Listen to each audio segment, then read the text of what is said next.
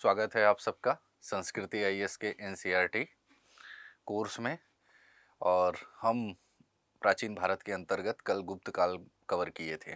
ठीक है, गुप्त काल के अंतर्गत हमने गुप्त जो प्रमुख गुप्त शासक हैं उनकी चर्चा की है, गुप्त प्रशासन के बारे में पढ़ा, गुप्त कला के बारे में पढ़ा। ठीक है, आज का जो हमारा क्लास होगा अब होगा कि पूर्वी भारत के अंतर्गत सभ्यता का प्रसार। समझ रहे हैं? ये जो है पूर्वी भारत अर्थात उड़ीसा हुआ, असम हुआ, बंगाल हुआ, बांग्लादेश हुआ, इन क्षेत्रों में किस तरीके से सभ्यता का प्रसार यानी कि राजवंशों की स्थापना शुरू हुई। ठीक है, तो आज हम इन पर चर्चा करेंगे। ठीक है, तो जैसा कि आपको पता है कि सातवाहनों ने भूमि अनुदान की प्रथा आरंभ की थी।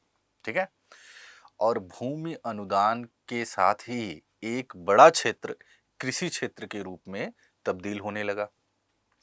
जब कृषि क्षेत्र के रूप में तब्दील होने लगा तो वहाँ पे सारी गतिविधियाँ होने लगी, उत्पादन होने लगा, लोहे का प्रसार होने लगा, तकनीकी का भी प्रसार होने लगा। और इसका एक स्वाभाविक परिणाम था कृषि अधिशेष का।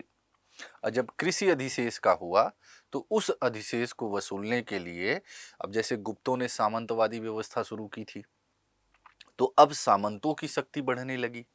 सामंत उस कृषि अधिशेष को पाने के लिए एक सेना रखने लगे। ठीक है, कर वसूलने लगे।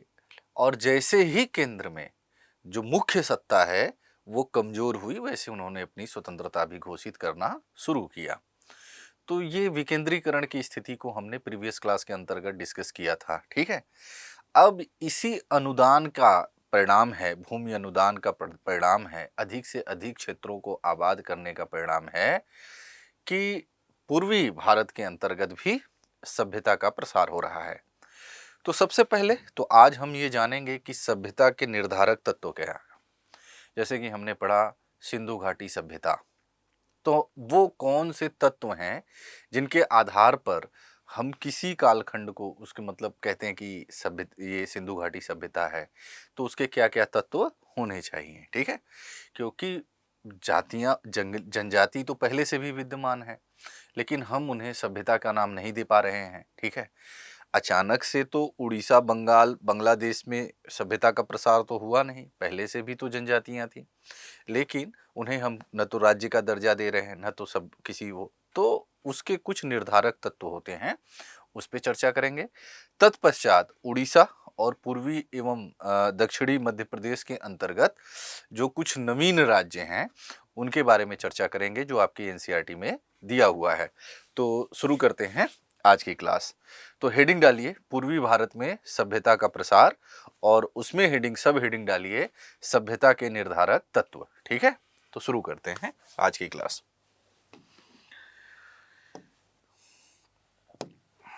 देखिए, आज का टॉपिक है पूर्वी भारत में सभ्यता का प्रसार, और उसमें भी हमारा जो महत्वपूर्ण बात है कि सबसे पहले हम देखें कि सभ्यता के निर्धारक तत्व कौन कौन से हैं। ठीक है, सभ्यता के निर्धारक तत्व। तो देखिए, किसी भी कालखंड को, किसी भी राज्य को हम सभ्यता कहते हैं। जैसे सिंधु घाटी सभ्यता है, वैदिक सभ्यता है, ठीक है, तो उसमें कुछ उसके महत्वपूर्ण लक्षण होते हैं, उसमें कुछ कॉमन फीचर्स होते हैं। तो सबसे पहले हमें ये पता होना चाहिए कि उस सभ्यता के अंतर्गत लेखन कला का विकास हुआ हो। ठीक है, तो यानी लेखन कला का विकास हो। तो पहला जो है महत्वपूर्ण बात है कि लेखन कला का विकास होना चाहिए। ठीक है, अब देखिए हड़प्पा सभ्यता, उसमें भी लेखन कला का तो विकास है ही है ना, भले ही हम उसे पढ़ नहीं पाए, आज तक अपठ्य है, लेकिन हड़प्पा वासी लेखन कला से परिचित थे। वहाँ लिपि पाई गई है, धौलावीरा से 10 अक्षरों का एक सूचना पट प्राप्त हुआ है। थोड़ा प्रीवियस क्लास में जाइए, आपका रिवाइज भी होता रहेगा। तो वहाँ से जो है मिला, लेकिन कुछ अंतर्निहित कारणों के चलते हम उस जो है लिपि को पढ़ नहीं पाए, क्योंकि हड़प्पा सभ्यता की जो लिपि है वो पिक्टोग्राफिक है, चित्रात्मक है, और अपठ्य है। यही कारण है कि हड़प्पा सभ्यता के बारे में हमें साहित्यों से कोई जानकारी प्राप्त नहीं होती। हम पूरी तरीके से पुरातत्व पर निर्भर हैं। तो सभ्यता के लिए जो पहला निर्धारक है कारक कि हमें उस सभ्यता के बारे में लेखन कला का विकास हो, लेखन कला का ज्ञान होना चाहिए। ठीक है। दूसरा है कि कर संग्रह करने, टैक्स, कर मतलब टैक्स, टैक्स को संग्रह करने के लिए और राज्य में प्रशासनिक व्यवस्था या सुव्यवस्था, जिसे हम गुड गवर्नेंस कहते हैं, शांति व्यवस्था, लॉ एंड ऑर्डर जिसे कहते हैं, सुव्यवस्था बनाए रखने के लिए कोई प्रणाली हो, राजतंत्रात्मक हो, धर्मतंत्रात्मक हो, मतलब कोई एक ऐसी प्रणाली हो जिसके माध्यम से हम उस राज्य के अंतर्गत कर संग्रह कर सकें। गुड गवर्नेंस, अब जब कर प्रणाली हम अगर प्राप्त करेंगे तो उसके माध्यम से एक प्रशासनिक व्यवस्था का भी विकास होगा, एक सुनियोजित प्रशासनिक प्रणाली का भी विकास होगा। उस प्रशासनिक व्यवस्था के माध्यम से हम उस राज्य के अंतर्गत लॉ एंड ऑर्डर, शांति व्यवस्था को क्या करेंगे, मेंटेन करेंगे। किसी तरह की कोई असुविधा न हो, नागरिकों को उनकी पूरी स्वतंत्रता प्राप्त हो। ठीक है।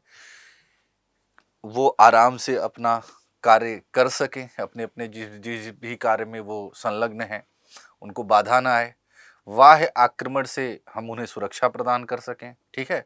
आंतरिक विद्रोहों को भी शांत कर सकें। इन सब के लिए हमें एक सुव्यवस्थित प्रणाली का विकास करना होगा और इस सुव्यवस्थित प्रणाली के संचालन के लिए हमें धन की आवश्यकता होगी। भाई अगर सेना रखेंगे तो उनको वेतन देना होगा, सैनिकों को वेतन देना होगा। प्रशासनिक अधिकारियों की अगर नियुक्ति करते हैं तो उनको तनख्वाह देना है। तो इन सब के लिए ये आप कहाँ से सुनिश्चित होगा, कर से। यही कारण है कि प्राचीन भारत के अंतर्गत आपने देखा, अब धीरे धीरे आपका एनसीईआरटी का प्राचीन भारत का सेक्शन समाप्ति की ओर है। ठीक है। तो आपने देखा कि राजकीय आय का जो मुख्य स्रोत है वो क्या है, भू राजस्व, यानी किसानों से प्राप्त होने वाला कर राजकीय आय का मुख्य स्रोत है। और उस कर के माध्यम से जो राजतंत्रात्मक शासन व्यवस्था है उसमें राजा सेना का गठन करता है, प्रशासनिक अधिकारियों का गठन करता है और उसके माध्यम से अपने जो राज्य का शासन संचालित करता है। तो कर संग्रह करने के लिए और उस पूरे साम्राज्य के अंतर्गत सुव्यवस्था बनाए रखने के लिए एक कोई प्रणाली भी विकसित होनी चाहिए जिसके माध्यम से हम पूरे राज्य के अंतर्गत लॉ एंड ऑर्डर को क्या करें, मेंटेन कर सकें। तो दूसरा महत्वपूर्ण तत्व क्या है, कर संग्रह करने और सुव्यवस्था बनाए रखने के लिए कोई प्रणाली विकसित हो।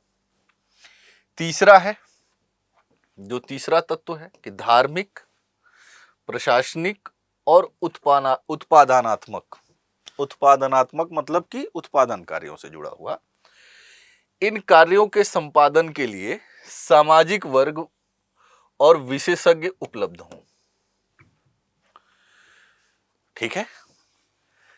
धार्मिक कार्यों के लिए, प्रशासनिक कार्यों के लिए और उत्पादन कार्यों के लिए, जो लोग उत्पादन कार्यों में संलग्न हैं, समझ रहे हैं, उसके लिए क्या होना चाहिए, सामाजिक वर्ग और विशेषज्ञ उपलब्ध हों। धार्मिक कार्यों के संचालन के लिए एक पुरोहित वर्ग हो, क्योंकि धर्म भी एक महत्वपूर्ण तत्व है भारतीय समाज और संस्कृति में।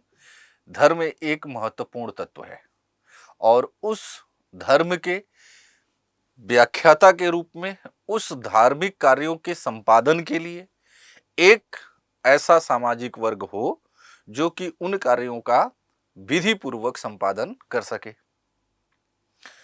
दूसरा, साम्राज्य के अंतर्गत एक प्रशासनिक प्रणाली है और उस प्रशासनिक प्रणाली को मेंटेन करने के लिए साम्राज्य के अंतर्गत लॉ एंड ऑर्डर, शांति और व्यवस्था को बनाए रखने के लिए एक प्रशासनिक वर्ग उपलब्ध हो। तीसरी, कि उत्पादन कार्यों से, जैसे हमने देखा कि वैदिक काल से ही उत्तर वैदिक काल में आके ज्यादा स्पष्ट हुआ कि वर्ण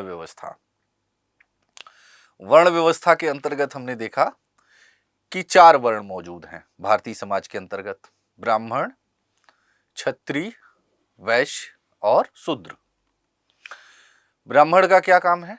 पूजन, पाठन, अध्ययन, अध्यापन, ये ब्राह्मण का काम है।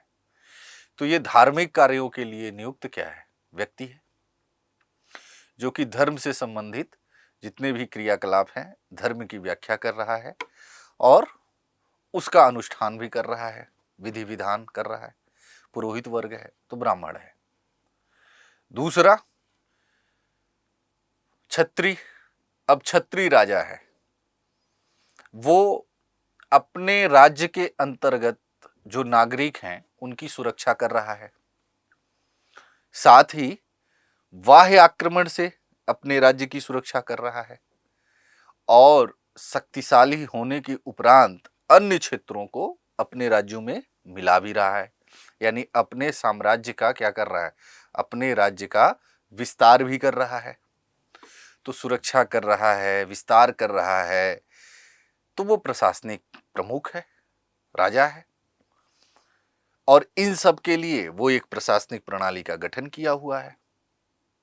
ठीक है, न्याय कर रहा है, क्योंकि राज न्याय, किसी भी सभ्यता में न्याय एक महत्वपूर्ण अवयव होता है। बिना न्याय के एक सभ्य समाज की कल्पना हम नहीं कर सकते हैं। तो न्याय के लिए विधि विधान निर्धारित किए जा रहे हैं, क्या करना है, क्या नहीं करना है। आपसी वैमनस्यता न फैल जाए, इसके लिए न्याय आवश्यक है। आज भी देखिए भारतीय समाज में कि कार्यपालिका, विधायिका और न्यायपालिका, भारतीय लोकतंत्र के ये 3 स्तंभ हैं। ठीक है, कार्यपालिका, विधायिका, न्यायपालिका। और इसके माध्यम से पूरा भारतीय लोकतंत्र संचालित हो रहा है।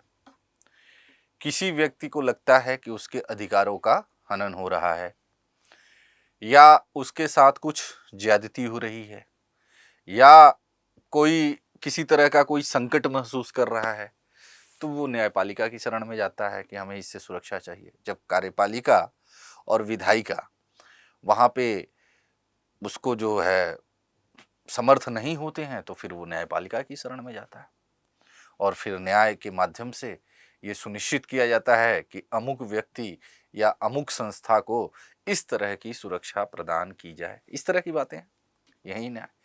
तो न्याय किसी भी सभ्य समाज का क्या होता है? दर्पण होता है। ठीक है, तो इस प्रशासनिक व्यवस्था के अंतर्गत यानी कि जो कार्यपालिका है, विधायिका है और न्यायपालिका है, उसको व्यवस्थित करने वाला कोई विशेषज्ञ वर्ग हो। समझ रहे हैं? अब जैसे राजा है तो न्याय में वो पुरोहितों का भी सहयोग प्राप्त कर रहा है, कुछ वरिष्ठ अधिकारियों का भी सहयोग प्राप्त कर रहा है और न्याय व्यवस्था संचालित कर रहा है। ठीक है, तो पहली बात हुआ कि धार्मिक क्रियाकलापों के लिए कोई सामाजिक वर्ग हो, प्रशासनिक क्रियाकलापों के लिए कोई सामाजिक वर्ग हो, साथ ही अब उत्पादन कार्य। अब जैसे हमने कहा कि ब्राह्मण, क्षत्रिय, वैश्य उत्पादन कार्यों से जुड़ा हुआ वर्ग है। ठीक है, उसका कार्य है उत्पादन करना और राज्य के अंतर्गत जो भी उत्पादन हो रहा है वो टैक्स पे कर रहा है, जिससे कि सारी व्यवस्थाएं चल रही हैं। तो उत्पादन कार्य के लिए एक ऐसा सामाजिक वर्ग हो, उत्पादन में तकनीकी का किस तरीके से इस्तेमाल हो, तो इस सब के लिए एक सामाजिक वर्ग उपलब्ध हो और वो विशेषज्ञ हों अपने अपने क्षेत्र के। तो ये भी सभ्यता का एक महत्वपूर्ण अवयव होता है कि वहाँ पे धार्मिक, प्रशासनिक और उत्पादन कार्यों के लिए सामाजिक वर्ग हों, साथ ही विशेषज्ञ उपलब्ध हों। ठीक है, तो ये आपका हो गया तीसरा पॉइंट। ठीक है, अगला है कि समाज में इतना उत्पादन हो जिससे शिल्पियों और कृषकों की ही नहीं बल्कि उत्पादन कार्य से दूर रहने वाले उपभोक्ताओं की भी आवश्यकता पूरी की जा सके। इसका अर्थ है कृषि अधिशेष से। कृषि अधिशेष यानी कि उस सभ्यता के अंतर्गत कृषि अधिशेष की क्या हो, गुंजाइश हो। बिना कृषि अधिशेष के शिल्पों का विकास नहीं होगा, वाणिज्य व्यापार का विकास संभव नहीं है। ठीक है, तो उस सभ्यता का उस अर्थ में विकास नहीं हो पाएगा। ठीक है, अब जैसे सिंधु घाटी सभ्यता है तो विश्व की सबसे प्राचीन और सबसे उन्नत सभ्यता के रूप में जाना जाता है। तो वहां पे एग्रीकल्चर प्रोडक्शन क्या है, सरप्लस है, और वो सरप्लस प्रोडक्शन जो है कृषि अधिशेष, एक तो जो शिल्पी हैं, चूंकि नगरीय सभ्यता है तो नगर में एक बड़ी आबादी गैर कृषि कर्मों में लगी रहती है और उनकी जो जरूरत की आवश्यकताएं हैं, जैसे खाद्यान्न आवश्यकता है, कच्चे माल की आवश्यकता है, वो कृषि अधिशेष के माध्यम से पूरी की जाती है।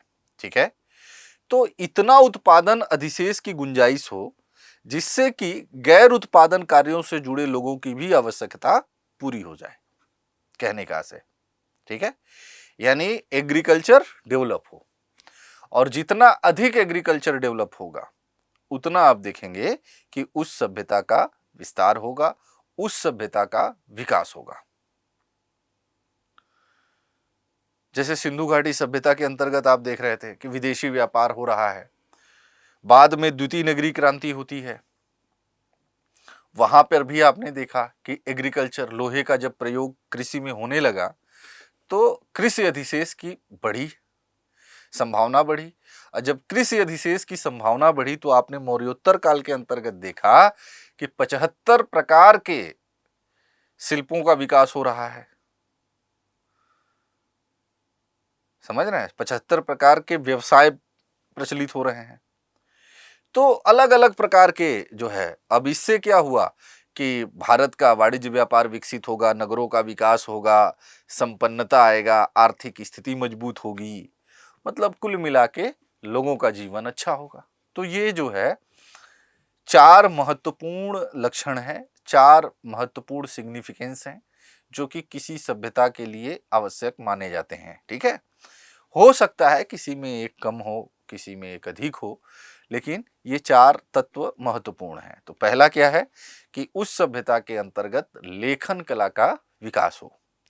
दूसरा क्या है कि कर संग्रह करने और सुव्यवस्था बनाए रखने का के लिए एक प्रणाली विकसित हो, चाहे वो राजतंत्रात्मक प्रणाली हो, धर्मतंत्रात्मक प्रणाली हो, लोकतंत्रात्मक प्रणाली हो। आज के ही सब मतलब संदर्भ में आप देख लीजिए, भारत में कर संग्रह करने और सुव्यवस्था बनाए रखने के लिए लोकतंत्रात्मक प्रणाली का विकास हुआ है। यानी प्रशासन में प्रत्यक्ष या परोक्ष रूप से लोक, जनता की क्या है, भागीदारी है, इसीलिए हम इसे लोकतंत्र कहते हैं। लोकतंत्र का तो अर्थ यही हुआ ना। तो कर संग्रह करने और सुव्यवस्था, गुड गवर्नेंस बनाए रखने के लिए, शांति व्यवस्था स्थापित करने के लिए एक प्रणाली विकसित हो। तीसरी बात कि धार्मिक कार्य, प्रशासनिक कार्य और उत्पादन कार्य, ये 3 महत्वपूर्ण होते हैं किसी भी सभ्यता में, क्योंकि धर्म, भारतीय समाज में प्राचीन काल से धर्म एक महत्वपूर्ण अवयव है। तो उसके लिए एक सामाजिक वर्ग विशेषज्ञ हो, प्रशासनिक प्रणाली के लिए एक सामाजिक वर्ग हो, जैसे क्षत्रिय हैं, प्रशासन से संबंधित हैं, राजा हैं। ठीक है, और उत्पादन कार्यों से संबंधित एक सामाजिक वर्ग और विशेषज्ञ उपलब्ध हों। और यही कारण है कि अगर ऐसा होगा तो कम से कम उस समाज में इतनी उत्पादन क्षमता आएगी जिससे कि केवल लोगों की ही नहीं, जो कृषि कार्यों से जुड़े हुए लोग हैं उनकी ही नहीं, बल्कि गैर कृषि कार्यों में भी संलग्न लोगों की आवश्यकता पूरी की जा सकेगी। अगर ऐसा होगा, यानी कृषि अधिशेष की गुंजाइश बनेगी, तो उस सभ्यता के अंतर्गत शिल्पों का विकास होगा, वाणिज्य व्यापार का विकास होगा, और कुल मिलाकर कहें तो वो सभ्यता नगरीकरण के का साक्षात्कार कर सकेगी, यही कहने का आशय है। ठीक है, तो ये बात समझ में आई कि सभ्यता के निर्धारक तत्व कौन कौन है। ठीक है, लेखन कला का विकास होना चाहिए, कर संग्रह करने और सुव्यवस्था बनाने के लिए प्रशासनिक प्रणाली का विकसित होना चाहिए, धार्मिक, प्रशासनिक और उत्पादन कार्यों के लिए सामाजिक वर्ग हो, विशेषज्ञ वर्ग हो, और समाज में इतनी क्षमता होनी चाहिए कि वो अपने साथ साथ गैर कृषि कर्मों में से जुड़े लोगों की भी आवश्यकता के लिए उत्पादन कार्य कर सके। ठीक है, तो ये हो गया किसी भी सभ्यता के निर्धारक तत्व की मतलब ये होने चाहिए। अब देखिए, गुप्त साम्राज्य के अंतर्गत हमने देखा था कि एक बड़े क्षेत्र में गुप्तों ने एक बड़े क्षेत्र में उत्तर भारत के अंतर्गत राजनीतिक एकता स्थापित की। मौर्यों के बाद गुप्तों ने उत्तर भारत के अंतर्गत राजनीतिक एकता स्थापित की थी। ठीक है, और विभिन्न क्षेत्रों को उन्होंने अपने क्षेत्र में शामिल किया। अब जैसे समुद्रगुप्त है, तो समुद्रगुप्त ने 5 चरण में उसने अभियान किए, और प्रथम चरण में उसने गंगा यमुना दोआब के क्षेत्र को प्रत्यक्ष अपने जो है साम्राज्य के अंतर्गत शामिल किया। लेकिन ऐसे बहुत से क्षेत्र थे जहां से उसने कर प्राप्त किया, मतलब वहां जनसंख्या थी, वहां पे कबीलाई संरचना रही होगी, और उनको अपने अधीन बनाया और कर प्राप्त किया। क्योंकि इतने बड़े साम्राज्य के संचालन के लिए आवश्यकता किस चीज की है? कर की, टैक्स की। कृषि क्षेत्र का विस्तार, जो भूमि अनुदान हो रहा है, भूमि अनुदान के माध्यम से एक बड़ा क्षेत्र किसको दिया जा रहा है? भूमि अनुदान के रूप में दिया जा रहा है। हम पढ़ेंगे पूर्व मध्यकाल में सामंतवाद, तो सामंतवाद के समय में हम सारी चीजों को और डिटेल में डिस्कस करेंगे आपके साथ कि भूमि अनुदान के साथ साथ क्या क्या अधिकार जुड़े रहे। जैसे आरंभ में आपने देखा कि जो भूमि अनुदान देने की प्रथा शुरू की गई थी, उसका उद्देश्य था धार्मिक कार्यों के लिए भूमि अनुदान दिया जाता था। लेकिन अब जब धर्म के ब्राह्मणों को भूमि अनुदान दिया जा रहा है, बौद्धों को भूमि अनुदान दिया जा रहा है, इससे उनकी आय बढ़ रही है। जब आय बढ़ेगी तो महत्वाकांक्षा भी बढ़ेगी, समझ रहे हैं? और इसका उद्देश्य है राजकीय आय में वृद्धि हो, तो राजा, केंद्रीय राजा टैक्स लेगा, कर लेगा, तो नए नए क्षेत्रों से कर प्राप्त करने की संभावना बढ़ेगी। अब जैसे समुद्रगुप्त है, उसने असम से कर वसूला, असम के डवाक और कामरूप जो कि काफी पूरब में है, वहां से उसने कर वसूला।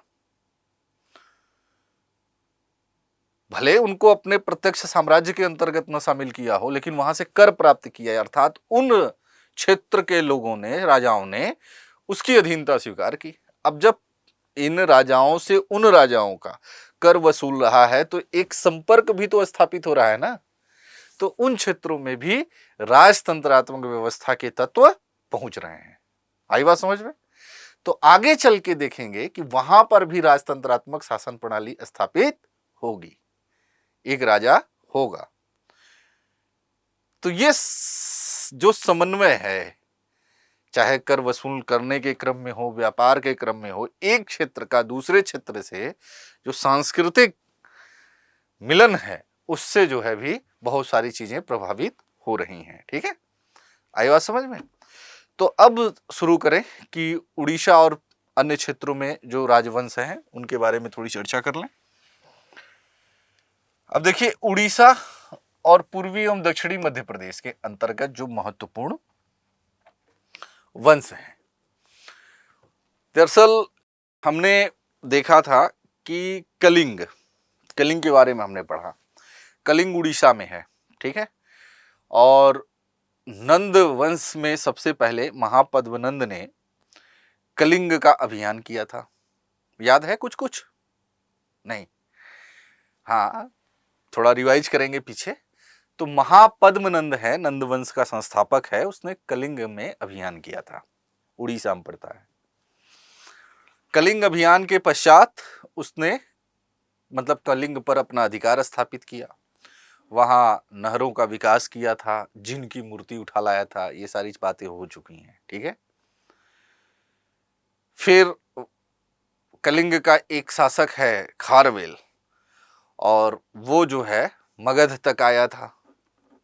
चेदी वंश का शासक है खारवेल, उसका एक अभिलेख है हाथी गुम्फा अभिलेख। ठीक है। तो उसने जो है जिन की मूर्ति को वापस ले गया और कलिंग में चेदी वंश की स्थापना किया था। उसके पहले मौर्यों के समय में, बिंदुसार के समय, मतलब महापद्मनंद ने जिस कलिंग को अपने अधिकार में लिया, वो बिंदुसार के समय में कभी स्वतंत्रता अपनी घोषित कर दिया।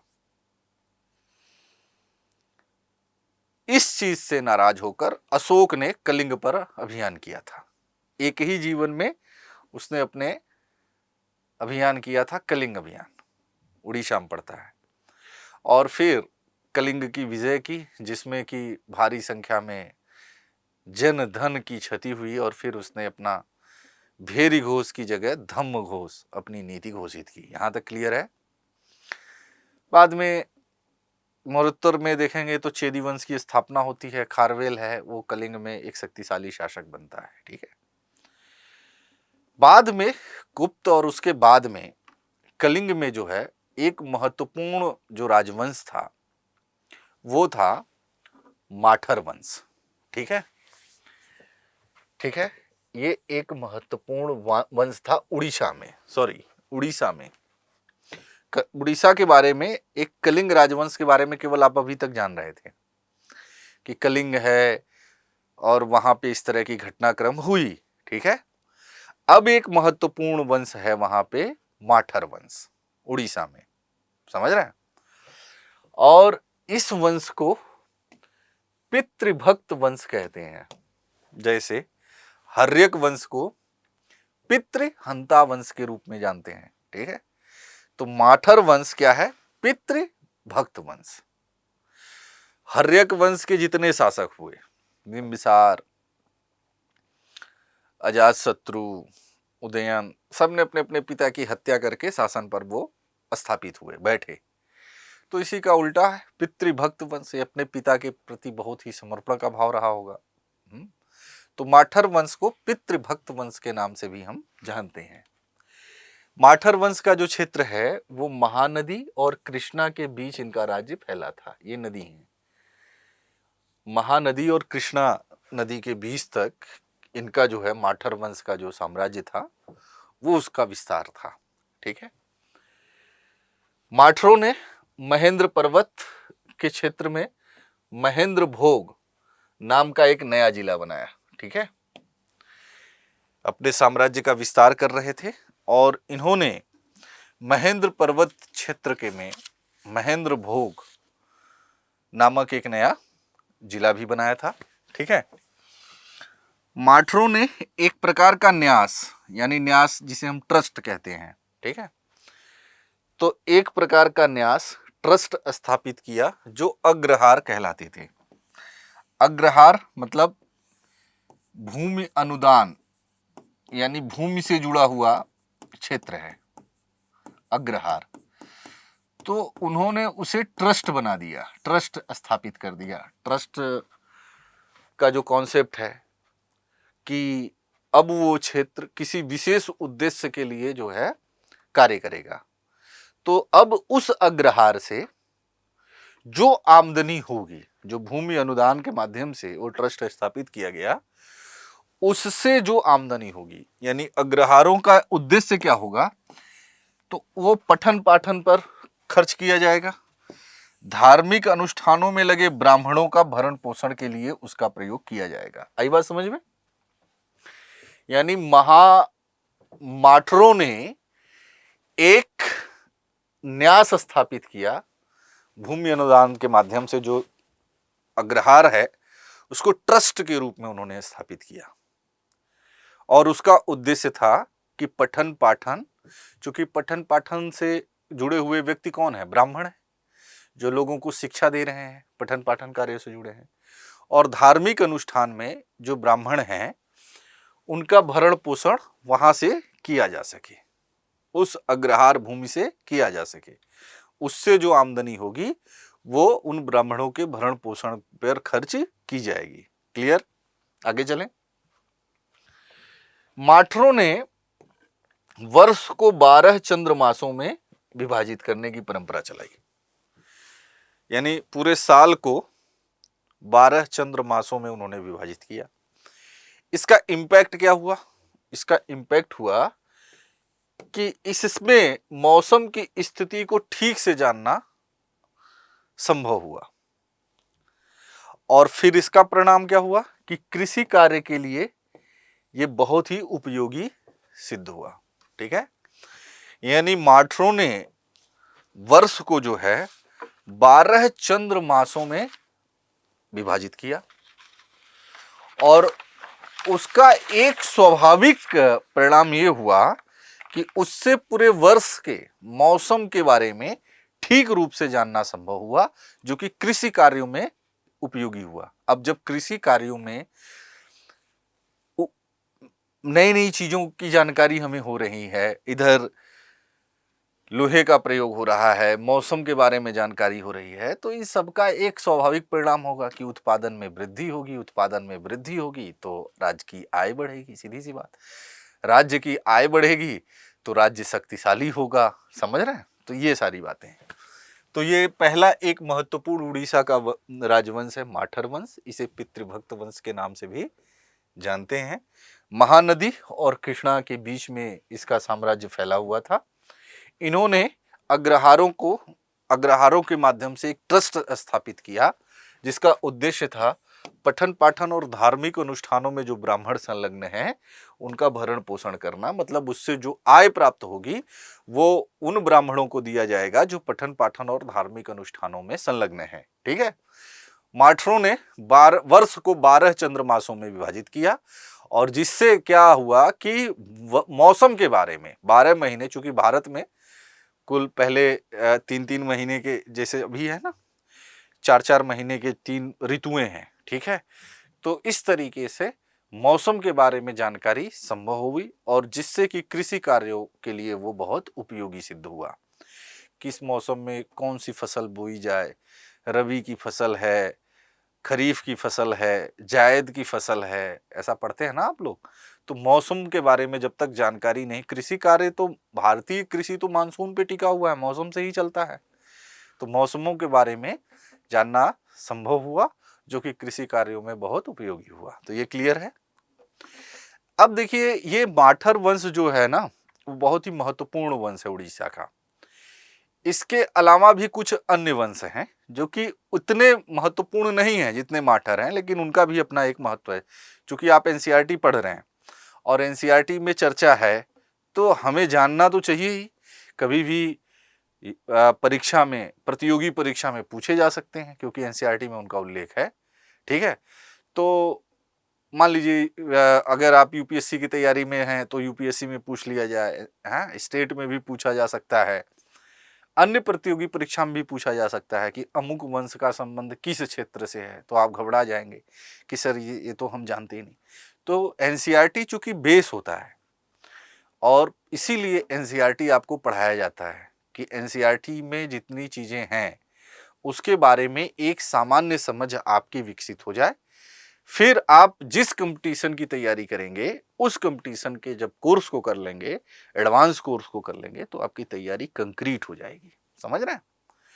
तो इस तरीके से आपका ये माठर वंश है। आगे चले,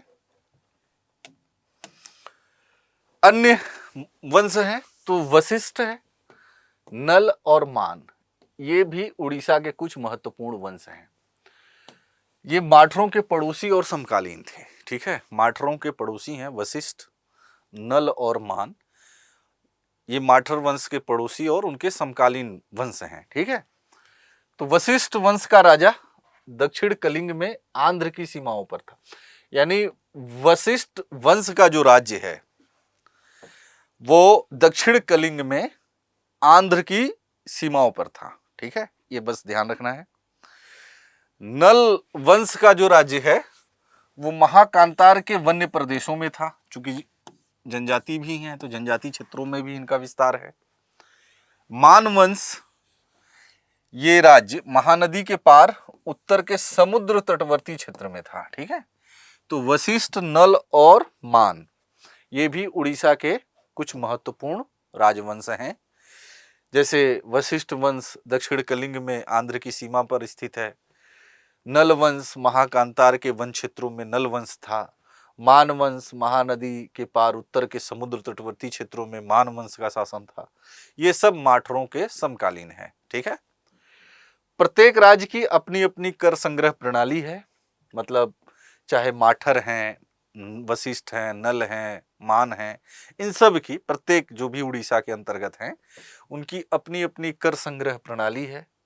उनका अपना अपना प्रशासन है, अपने हिसाब से प्रशासन कर रहे हैं। उनकी अपनी सैन्य संगठन की पद्धति है। ठीक है, नल वंश ने और संभवतः मान वंश ने सिक्के भी ढाले थे। ठीक है, मतलब सिक्के भी चलाए थे। अधिकांश राजा वैदिक यज्ञ करते थे, अर्थात ब्राह्मण धर्म के अनुयायी थे, वैदिक यज्ञ करते थे। अब आपने देखा ही माठरों ने ट्रस्ट स्थापित किया है ब्राह्मणों के लिए, जो पठन पाठन और धार्मिक अनुष्ठानों से संबंधित हैं।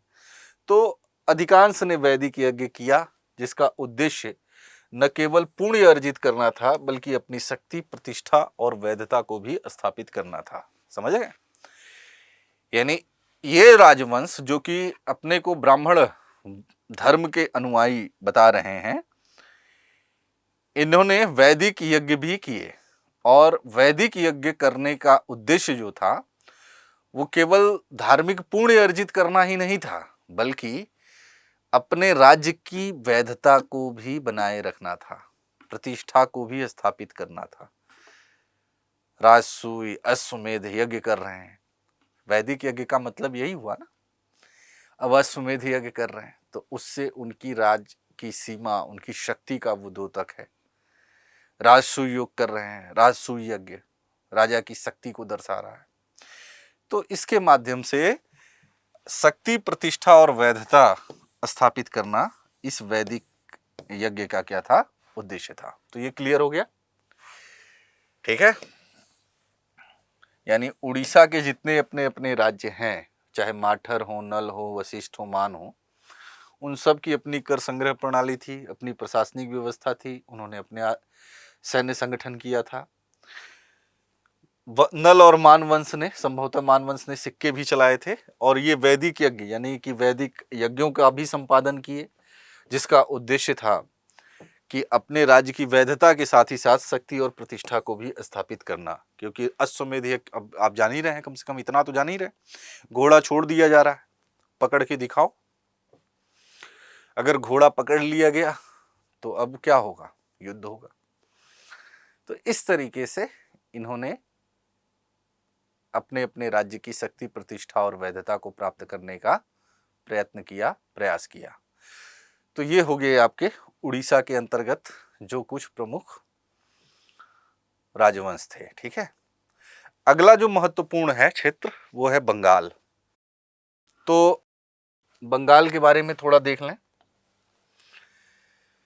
बंगाल में गौड़ क्षेत्र है और गौड़ क्षेत्र के अंतर्गत शशांक ने स्वतंत्र राज्य की स्थापना की है। तो मतलब गौड़, जो बंगाल का गौड़ क्षेत्र है, वहां हमने लिखा है कि हर्ष के शत्रु शशांक ने, ठीक है, उसने जो है अपना स्वतंत्र राज्य स्थापित किया। ठीक है, दरअसल शशांक जो था वो शैव मतानुयायी था। ठीक है, और उसने बोधि वृक्ष, जो गया में बोधि वृक्ष था, उसको कटवा दिया था। और फिर अगर हम देखेंगे कि जब थानेश्वर में, अभी पढ़ेंगे हर्ष, थानेश्वर में जब वर्धन वंश की स्थापना हुई, हरियाणा के पास में थानेसर है, वहाँ पे वर्धन वंश की स्थापना हुई और शशांक इस वर्धन वंश का जो उत्तरगुप्त शासक हैं, उन दोनों ने मिलके इसकी जो बहन है राजश्री, उसके जो पति की हत्या कर देते हैं और फिर आगे चल के हर्ष इनसे बदला लेता है। ठीक है, तो ये हर्ष का एक शत्रु था शशांक, कहने का आशय है। तो इसने बंगाल का, इसका जो क्षेत्र था, इसका जो राज्य था, वो बंगाल के गौड़ प्रदेश के अंतर्गत आता था, जहां इसने स्वतंत्र राज्य की स्थापना की थी। ठीक है, 7वीं सदी में ढाका मतलब बांग्लादेश, जो बांग्लादेश का क्षेत्र है, ढाका में खड़ग वंश एक देखने को मिलता है कि 7वीं सदी में बांग्लादेश में खड़ग वंश है। और दो और हैं, समझ रहे हैं, वो हैं एक लोकनाथ नामक ब्राह्मण है, सामंत राज्य है, उसने जो है एक सामंत राज्य का उस अस्तित्व देखने को मिलता है 7वीं सदी में, समझ रहे हैं। और राट वंश, इसका जो है उल्लेख हम पाते हैं, ठीक है। तो ढाका क्षेत्र में खड़ग वंश है और उसी के आसपास का जो क्षेत्र है वहां पे हमें एक अन्य राजवंश है जो लोकनाथ ब्राह्मण के अंतर्गत एक सामंत राज्य है, और राट वंश का उल्लेख भी हम पाते हैं। क्योंकि बंगाल उस समय बांग्लादेश नहीं था, बंगाल के अंतर्गत ही सब आता था, जानते ही होंगे आप लोग। तो इस तरीके से ये 2-3 महत्वपूर्ण जो है वंश हैं जो कि पूर्वोत्तर बंगाल के अंतर्गत उस समय विद्यमान थे। एक है आपका गौड़, गौड़ का स्वतंत्र राज्य की स्थापना शशांक ने किया था, जो कि हर्ष का शत्रु था। वर्धन वंश के एक महान शासक हैं हर्ष, उनका शत्रु था शशांक, उसने गौड़ प्रदेश पर अपना स्वतंत्र राज्य की स्थापना किया। एक आपका है खड़ग वंश जो ढाका के क्षेत्र में था, एक लोकनाथ ब्राह्मण के अंतर्गत सामंत राज्य स्थापित था, और एक राट वंश। ये जो है कुछ राजवंश की चर्चा हम बंगाल के अंतर्गत 7वीं सदी के आसपास पाते हैं, ठीक है। आगे देखें तो बंगाल और उड़ीसा, ठीक है, बंगाल और उड़ीसा दोनों की अपनी सीमा भी लगती है, वाले सीमांत क्षेत्रों में दंड भुक्ति नामक राजस्व और प्रशासन संबंधी इकाई बनाई गई थी, ठीक है। यानी अगर कोई किसी तरीके का उल्लंघन करता है किसी के राज्य सीमा में या किसी तरीके का, तो दंड भुक्ति नामक राजस्व और प्रशासन संबंधी इकाई बनाई गई थी, जो कोई किसी तरीके का उल्लंघन कर रहा है तो उसे दंड आदि भी दे सकता था, ठीक है। अब देखते हैं अगला है जो पूर्वोत्तर का एक महत्वपूर्ण राज्य है असम, ठीक है। असम राज्य के बारे में देखते हैं, वहां पे राजवंश की स्थापना देखते हैं, ठीक है, राज्यों का किस तरीके से सभ्यता का प्रसार होता है। तो समुद्रगुप्त ने, जो कि जिसे विंसेंट स्मिथ ने भारत का नेपोलियन कहा है, ठीक है, तो समुद्रगुप्त ने असम के डवाक, ये डवाक है, डवाक और कामरूप क्षेत्र से कर वसूला था। डवाक और कामरूप, असम का ही पुराना नाम है कामरूप, वहां से उसने कर वसूला था। इसका अर्थ है, सीधा सा अर्थ है कि असम के क्षेत्र पर उसने जो है अभियान किया था, उनको पराजित किया था, तभी तो वो कर दिए थे, तो उनसे कर वसूला था, ठीक है। तो असम से, डवाक और कामरूप से इसने समुद्रगुप्त ने कर वसूला। ब्रह्मपुत्र मैदान में पूर्व से पश्चिम तक फैला कामरूप 7वीं सदी में ऊपर उभर कर आया। मतलब एक राज्य के रूप में जो कामरूप है, ब्रह्मपुत्र के मैदान में असम का जो विस्तार है, वो 7वीं सदी में एक राज्य के रूप में उभर कर सामने आता है, ठीक है, ठीक। 7वीं सदी में कामरूप में एक राज्य उभर कर, मतलब जो मानचित्र पर है वो सामने आता है। कामरूप के जो राजा हैं वो वर्मन उपाधि धारण करते हैं, और एक चीज ध्यान रखिएगा आप कि वर्मन की उपाधि केवल उत्तर और मध्य भारत, मध्य और पश्चिम भारत में ही नहीं, दक्षिण भारत में भी पाई जाती है, समझ रहे हैं। और दक्षिण भारत के अंतर्गत बंगाल, उड़ीसा, आंध्र, कर्नाटक, तमिलनाडु में भी वर्मन उपाधि पाई जाती है, ठीक है। यानी वर्मन उपाधि समझ सकते हैं, जैसे कभी विक्रमादित्य उपाधि है कि 57-58 ईसा पूर्व में उज्जैन का एक शासक है विक्रमादित्य, उसने शकों को पराजित किया। आगे चल के कुल भारतीय इतिहास में 14 शासक हुए जिन्होंने विक्रमादित्य की उपाधि ली।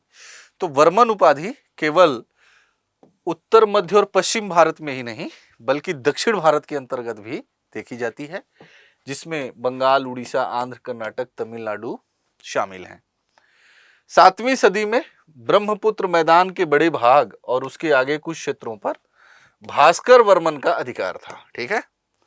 मतलब जो ये असम का क्षेत्र है, जो 7वीं सदी में एक राज्य के रूप में कामरूप उभर रहा है, यहाँ किसका अधिकार है? भास्कर वर्मन, ठीक है, उसका जो है अधिकार हमें दिखाई देता है 7वीं सदी में। चीनी यात्री हैं वेनसांग हुआनसांग, और वेनसांग हर्ष के काल में आया था, आपको पता ही होगा। उसने चतुर्दिक भारत का वर्णन किया है। तो वेनसांग ने कामरूप की यात्रा की थी। चीनी शासक है, बौद्ध धर्म की जानकारी के लिए, बौद्ध धर्म के अध्ययन के लिए वो भारत आया था, ठीक है। तो उसने जो है इस राज्य की यानी असम कामरूप राज्य की यात्रा की थी, ठीक है। तो ये क्लियर है। तो समुद्रगुप्त ने डवाक और कामरूप से कर वसूला।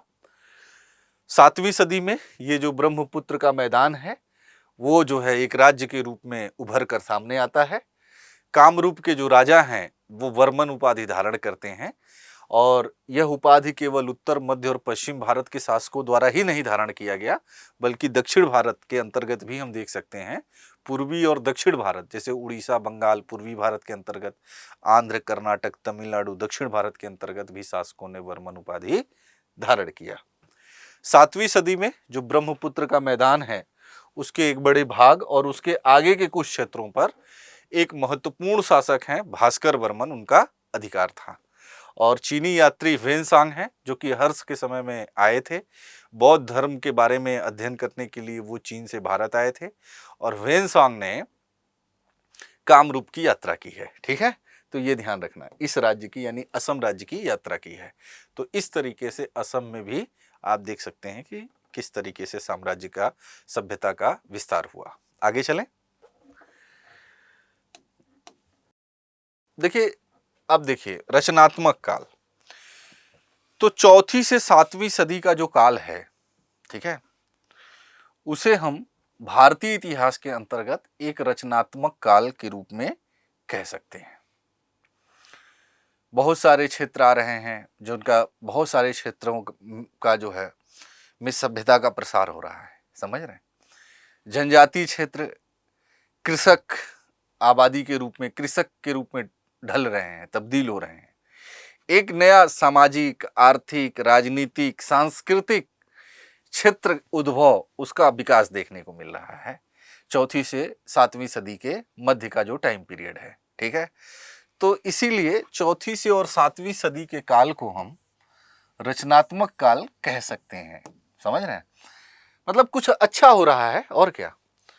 इस काल में पूर्वी मध्य प्रदेश, उत्तरी उड़ीसा, पश्चिम बंगाल, असम में, बांग्लादेश के एक बड़े भाग में संस्कृत विद्या का प्रसार हो रहा है। वैदिक कर्मकांड का वर्ण व्यवस्था और राज्य तंत्र देखने को मिलते हैं, फैले और विकसित हुए, ठीक है।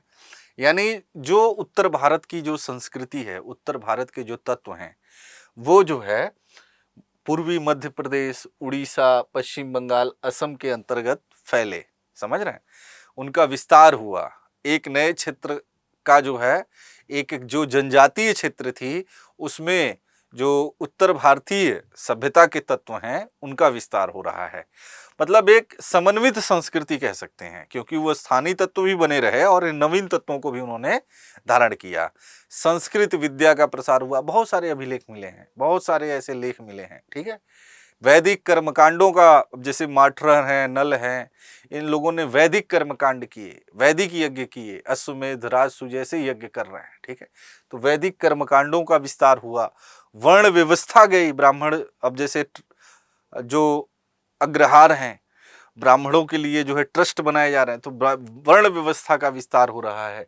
राज्य तंत्र देखने के अस्तित्व में आ रहे हैं। तो इस तरीके से 4वीं और 7वीं सदी का काल जो है वो रचनात्मक काल के रूप में हम देख सकते हैं, कह सकते हैं कि ये काल रचनात्मक काल के रूप में था, क्योंकि जनजातीय जनसंख्या, कृषक जनसंख्या एक राज्य तंत्र के रूप में स्थापित हो रही है। वहां पर भी राज्य तंत्र का विस्तार हो रहा है। गुप्त साम्राज्य से होने वाले सांस्कृतिक संपर्कों से पूर्वांचल में सभ्यता के प्रसार को बल मिला, ठीक है। और ये सब कैसे संभव है? अगर समुद्रगुप्त डवाक और कामरूप से कर वसूल रहा है तो निश्चित रूप से गुप्त साम्राज्य के साथ उनका संपर्क स्थापित हुआ, जिससे कि उनके अंदर भी एक चेतना आई कि राज्य स्थापित करने के लिए प्रयास जारी किए गए।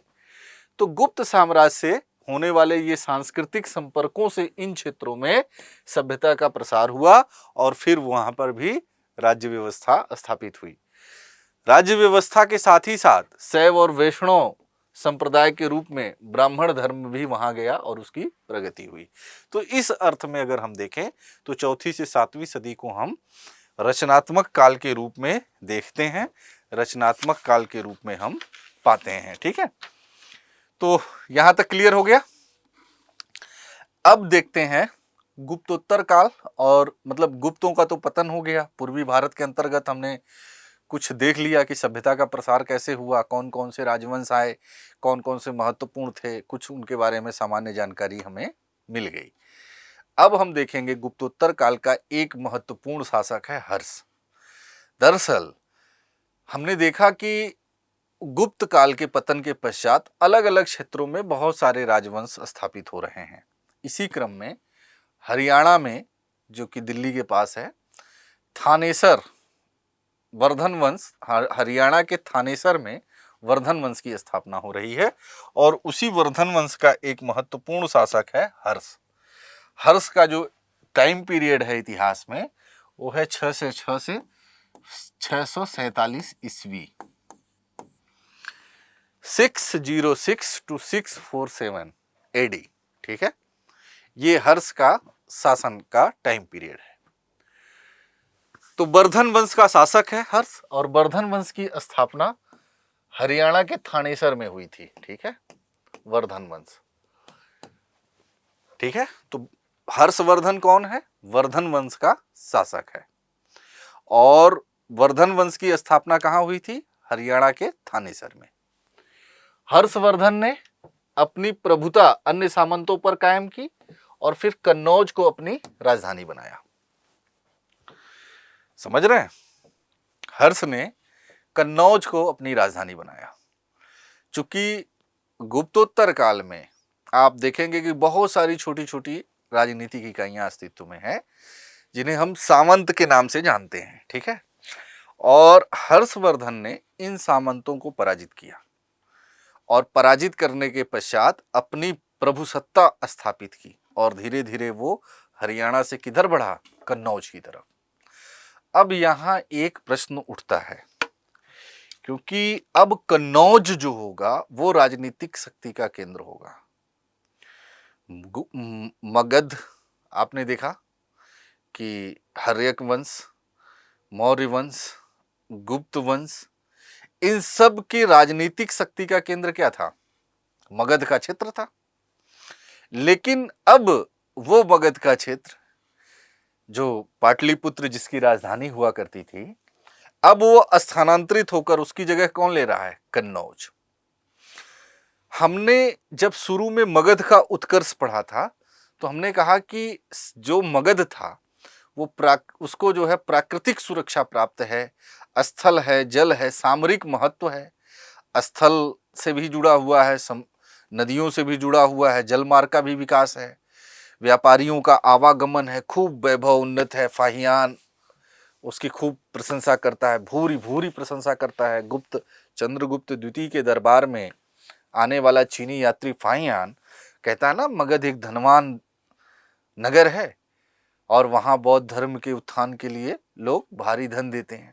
लेकिन वहीं हर्ष के समय आने वाला जो चीनी यात्री है वेनसांग, वो कहता है कि पाटलिपुत्र जो मगध की राजधानी वो उजड़ा हुआ पाता है। तो ऐसा क्या कारण था कि अचानक से ये परिवर्तन देखने को मिला? जो कभी मगध का वो पाटलिपुत्र क्षेत्र जो राजनीतिक शक्ति का केंद्र हो रहा था, अब वो बदलकर उसका स्थान कौन ले रहा है? कन्नौज। उत्तर प्रदेश में है ना कन्नौज, वही क्षेत्र है। कन्नौज की प्रतिष्ठा स्थापित की थी वर्धन शासक हर्षवर्धन ने, जब उसने अपने सामंतों को पराजित किया और कन्नौज को अपनी राजधानी के रूप में स्थापित किया। ठीक है, तो हर्षवर्धन ने अपनी प्रभुता अन्य सामंतों पर स्थापित की और कन्नौज को अपनी राजधानी बनाया। ठीक है, अब देखिए यहां पाटलिपुत्र के पतन का कारण क्या था? जो पाटलिपुत्र का क्षेत्र है, मगध का क्षेत्र है, जिसकी राजधानी पटना पाटलिपुत्र है, उसके पतन का कारण क्या था? ठीक है, तो पाटलिपुत्र की महत्ता जो थी वो व्यापार वाणिज्य के कारण थी। भाई वहां व्यापार वाणिज्य होता था, व्यापार वाणिज्य का विकास था, मुद्रा अर्थव्यवस्था पर टिकी थी। किंतु ज्यों ही व्यापार में गिरावट आई, मुद्रा अर्थव्यवस्था का पतन हुआ, नगर का महत्व समाप्त होने लगा। आई बात समझ में? गुप्तोत्तर काल में या उत्तर गुप्त काल के अंतर्गत आपने देखा कि वाणिज्य व्यापार में पतन हुआ, स्थल और जल के माध्यम से जो व्यापारी पहुंचते थे, अब वो व्यापारी मगध नहीं आ रहे हैं, क्योंकि वाणिज्य व्यापार में ह्रास हुआ। जब वाणिज्य व्यापार में गिरावट आई तो मुद्रा अर्थव्यवस्था का भी पतन हुआ। सामंतवादी व्यवस्था है, बंद अर्थव्यवस्था का विकास होने लगा। भाई इस तरीके की कुछ कुछ शासन प्रणाली है। एक मुख्य राजा है, इसके अंतर्गत कई सामंत हैं। ठीक है, अब ये राजा है, ठीक है, इसके अंतर्गत बहुत सारे सामंत हैं। गुप्तोत्तर काल में कई राजनीतिक इकाइयां स्थापित हो गई हैं। ठीक है, कभी यहां का महत्व था, लेकिन अब इनका पतन हो गया है। अब ये सब क्या हैं? स्वतंत्र राजा हैं। अब ये सब स्वतंत्र इकाइयों के रूप में स्थापित हैं। अब एक क्षेत्र का दूसरे क्षेत्र में से क्या है? विरोध है। अब यहां का जो वाणिज्य व्यापार का जब पतन हुआ तो यहां का जो शिल्पी है, यहां की आवश्यकता के अनुरूप उत्पादन कर रहा है। इस क्षेत्र का व्यक्ति इस क्षेत्र में अपना व्यापार नहीं कर पा रहा है। इस क्षेत्र में व्यापार करने के लिए यहां भी शुल्क देगा, यहां भी शुल्क देगा, यहां पहुंचते पहुंचते वस्तु की कीमत बहुत बढ़ जाएगी। समझ रहे हैं? तो जब वाणिज्य व्यापार की कमी हुई तो बंद अर्थव्यवस्था, जिसे हम कह रहे हैं कि अब यहां का जो शिल्पी है, यहां का जो व्यापारी है, यहीं के लिए उत्पादन कर रहा है। समझ रहे हैं?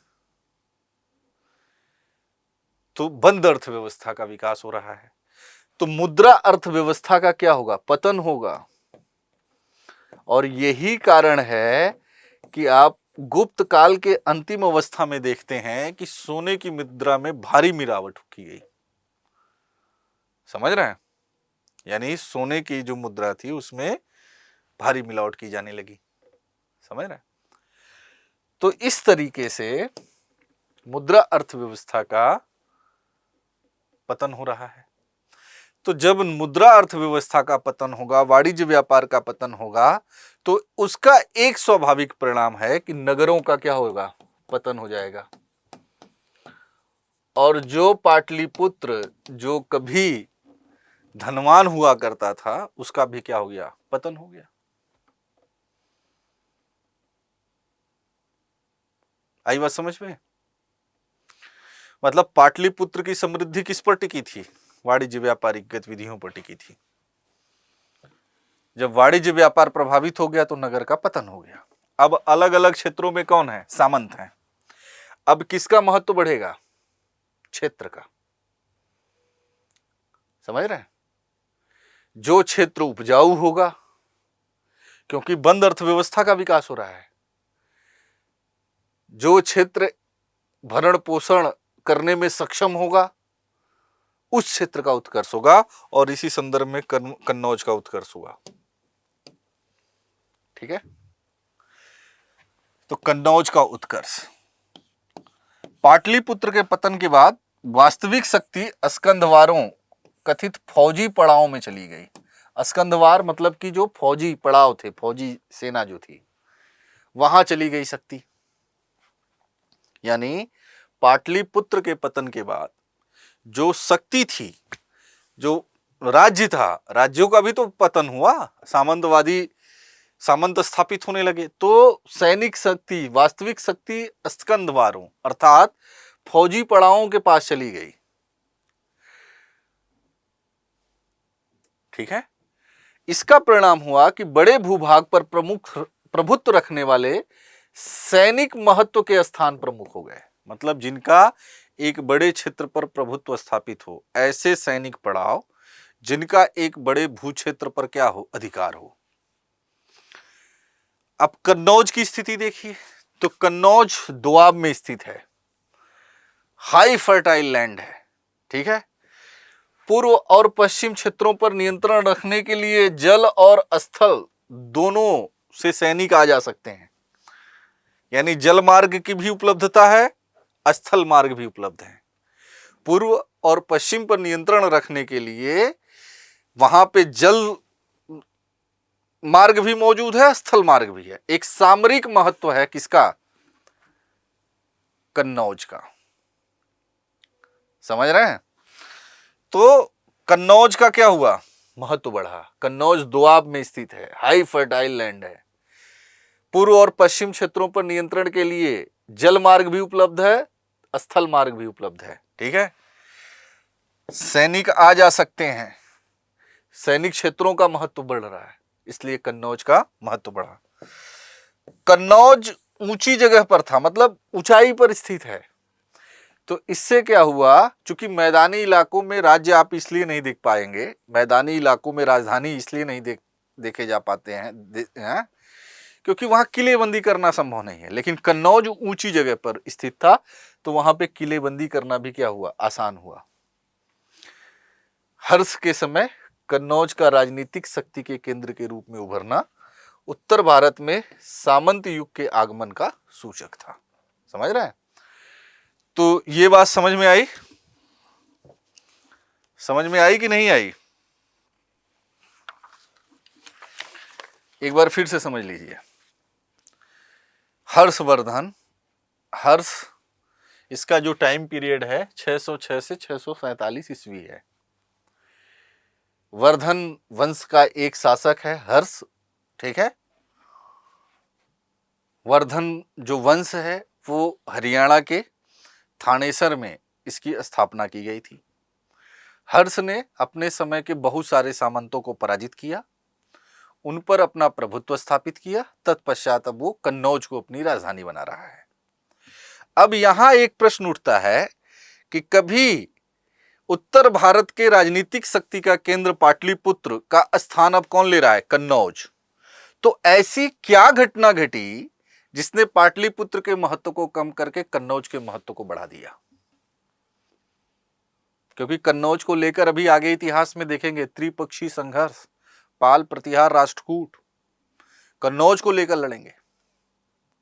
तो ऐसी क्या घटना घटी।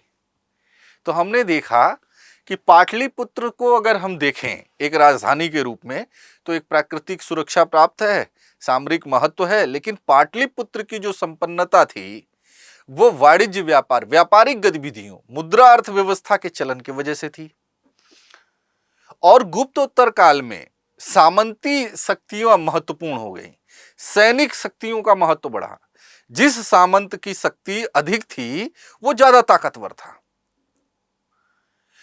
तो जब वाणिज्य व्यापार का पतन हुआ, नगरों का पतन हुआ, तो शक्ति कहां स्थानांतरित हो गई, सैनिक शिविरों में चली गई, जिसे हम स्कंधवार कह रहे हैं, सैनिक पड़ावों में चली गई। और बड़े भूभाग पर प्रभुत्व रखने वाले जो सैनिक महत्व के स्थान थे उनका महत्व बढ़ने लगा। कन्नौज उसी में से एक था। कन्नौज दोआब में स्थित है, हाई फर्टाइल लैंड है कन्नौज के पास। पश्चिम और पूर्वी क्षेत्रों पर नियंत्रण स्थापित करने के लिए कन्नौज के पास जल मार्ग भी उपलब्ध है, स्थल मार्ग भी उपलब्ध है। समझ रहे हैं। अब कन्नौज की ताकत बढ़ रही है, किलेबंदी भी की जा सकती है। सामान्यतः मैदानों में स्थित जो किले हैं उनकी किलेबंदी करना आसान नहीं होता, लेकिन कन्नौज की किलेबंदी की जा सकती है क्योंकि कन्नौज ऊंची जगह पर है। समझ रहे हैं। इस तरीके से हर्ष के समय कन्नौज का राजनीतिक शक्ति के रूप में क्या हुआ, उभरा। और फिर उत्तर भारत में यह सामंतवाद या सामंती युग का सूचक माना जाता है। ठीक है, तो ये क्लियर है। आगे चलें। अब देखते हैं कि हर्षवर्धन की जानकारी के स्रोत क्या हैं। ठीक है, यानी वर्धन वंश में यानी हर्ष के बारे में जानकारी के स्रोत क्या क्या है हमारे पास। तो उसमें दो स्रोत बहुत महत्वपूर्ण हैं। एक है वाणभट्ट का हर्षचरित। तो ये हर्षवर्धन के दरबारी कवि हैं वाणभट्ट। कौन है? हर्षवर्धन के दरबारी कवि हैं। इनका नाम क्या है? वाणभट्ट। दूसरा है हुआनसांग। ये चीनी यात्री है। हुआनसांग या वेनसांग, घबराइएगा नहीं, एक ही नाम है। कहीं वेनसांग लिखा है, कहीं हुआनसांग लिखा है, एक ही व्यक्ति के नाम है। ठीक है, चीनी यात्री है, चीनी यात्री है। बौद्ध धर्म की जानकारी के लिए भारत आया है।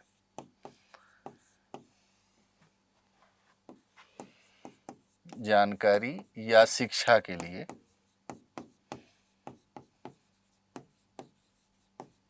भारत आया है, हर्ष के काल में आया। ठीक है,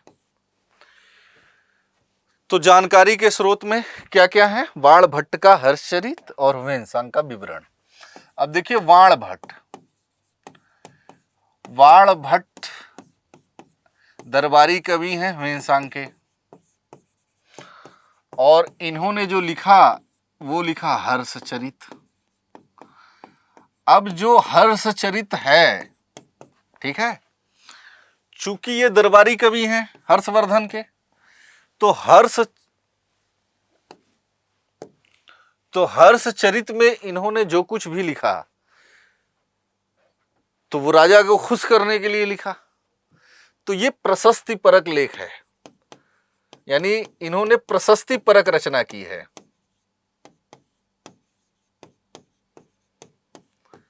यानी राजा को खुश करने का प्रयास।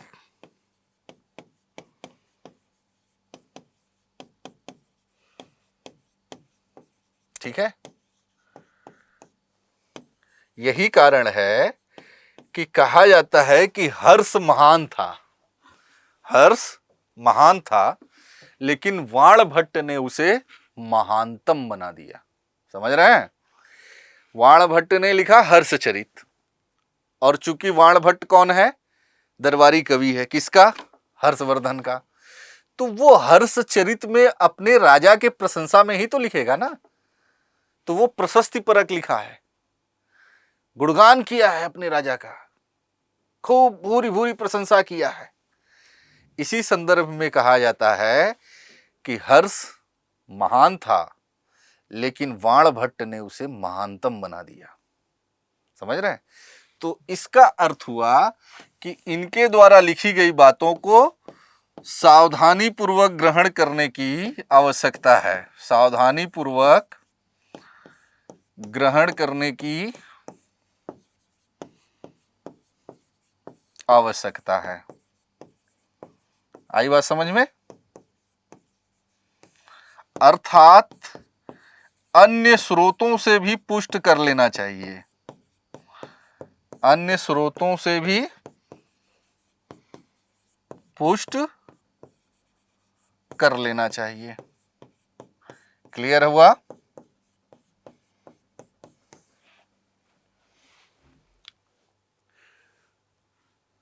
तो वाणभट्ट के हर्षचरित में जो हर्ष के बारे में चीजें लिखी गई हैं, उसकी पुष्टि हमें अन्य स्रोतों से भी करनी चाहिए। समझ रहे हैं?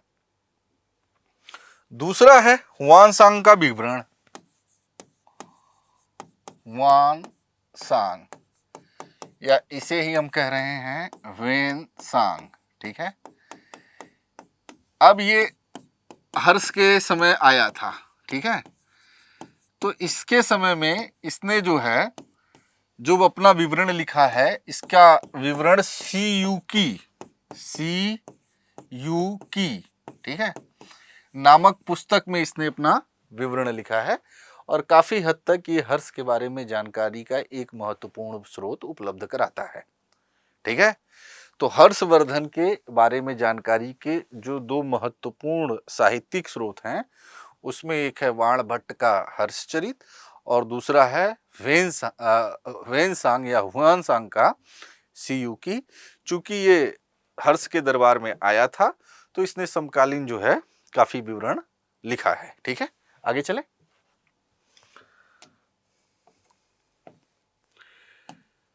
अब देखिए राजनीतिक इतिहास, हर्षवर्धन के जो राजनीतिक उपलब्धियां हैं, तो हर्ष को अंतिम हिंदू सम्राट कहा गया है।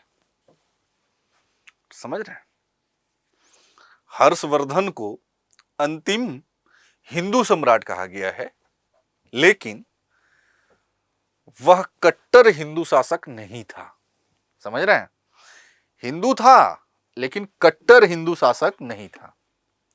उसकी जो नीति थी वो धार्मिक सहिष्णुता पर आधारित है। यद्यपि एक बार कन्नौज में उसने महासम्मेलन बुलाया था।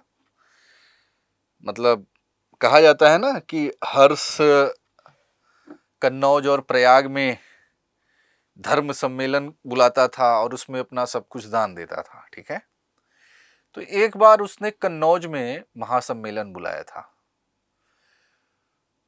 और उसमें वेनसांग भी था, उसके साथ में था, और वेनसांग ने प्रवचन देना शुरू किया। चूंकि महायान बौद्ध धर्म से संबंधित था वेनसांग के प्रभाव में आकर हर्षवर्धन ने भी बौद्ध धर्म स्वीकार किया था।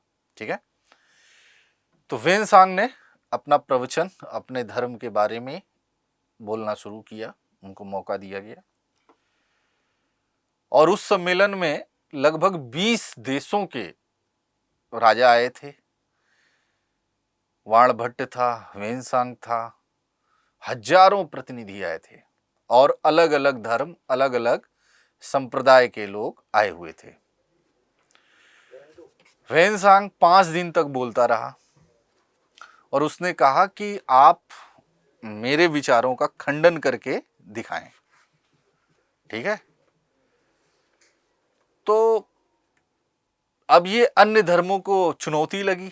समझ रहे हैं, उसकी बातों का कोई खंडन नहीं किया, तो उसको अन्य धर्म, अन्य संप्रदायों से क्या हुआ, धमकी मिलने लगी कि ज्यादा उड़ो मत।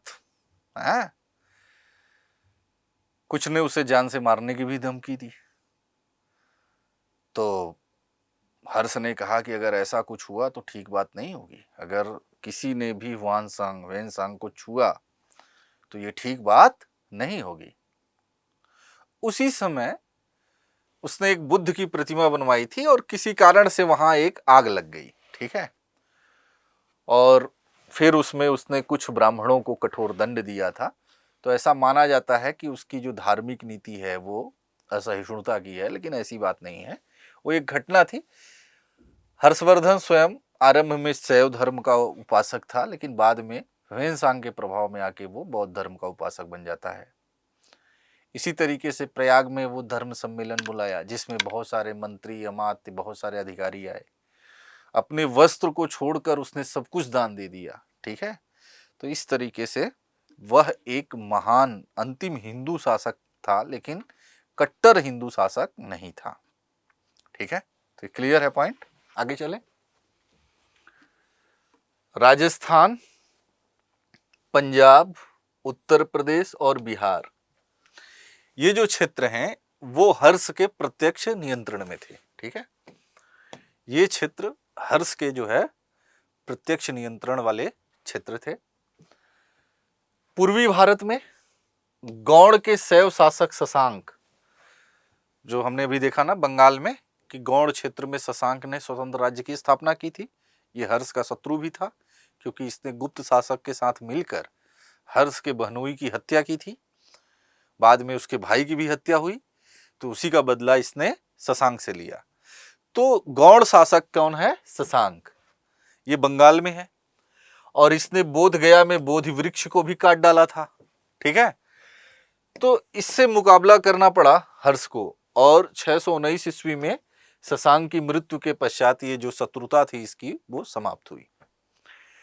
हर्ष के दक्षिण अभियान भी किया था, ऐसा पता चलता है ऐहोल अभिलेख से, रवि कीर्ति के ऐहोल अभिलेख से, जिसमें पुलकेशिन द्वितीय चालुक्य शासक है पुलकेशिन द्वितीय ने हर्ष को पराजित किया था और उसके दक्षिण अभियान को रोका था। कुल मिलाकर हर्ष ने देश के एक बड़े भाग को राजनीतिक एकता प्रदान की, मतलब राजस्थान, पंजाब, उत्तर प्रदेश और बिहार जो उसके प्रत्यक्ष नियंत्रण वाले क्षेत्र थे, वहां उसने एक राजनीतिक एकता स्थापित की। क्लियर है? आगे चलें। यह है राजनीतिक इतिहास। अब देखते हैं प्रशासन। तो हर्ष का जो प्रशासन है वो कैसा है? सामंती प्रशासन है। चूंकि सामंती व्यवस्था है तो प्रशासन का स्वरूप सामंती है, मतलब गुप्तों से चली आ रही व्यवस्था को ही इसने कंटिन्यू किया है। ठीक है, उसमें किसी प्रकार का कोई इस तरीके का इसने सुधार नहीं किया। ठीक है, तो हर्ष का प्रशासन सामंती और विकेंद्रित था। विशेष सेवा के बदले पुरोहितों को भूमि दान देने की परंपरा जारी रही। ठीक है, यानी ब्राह्मणों को जो भूमि अनुदान की प्रथा सातवाहनों ने शुरू की थी वो इस काल में भी कंटिन्यू रही।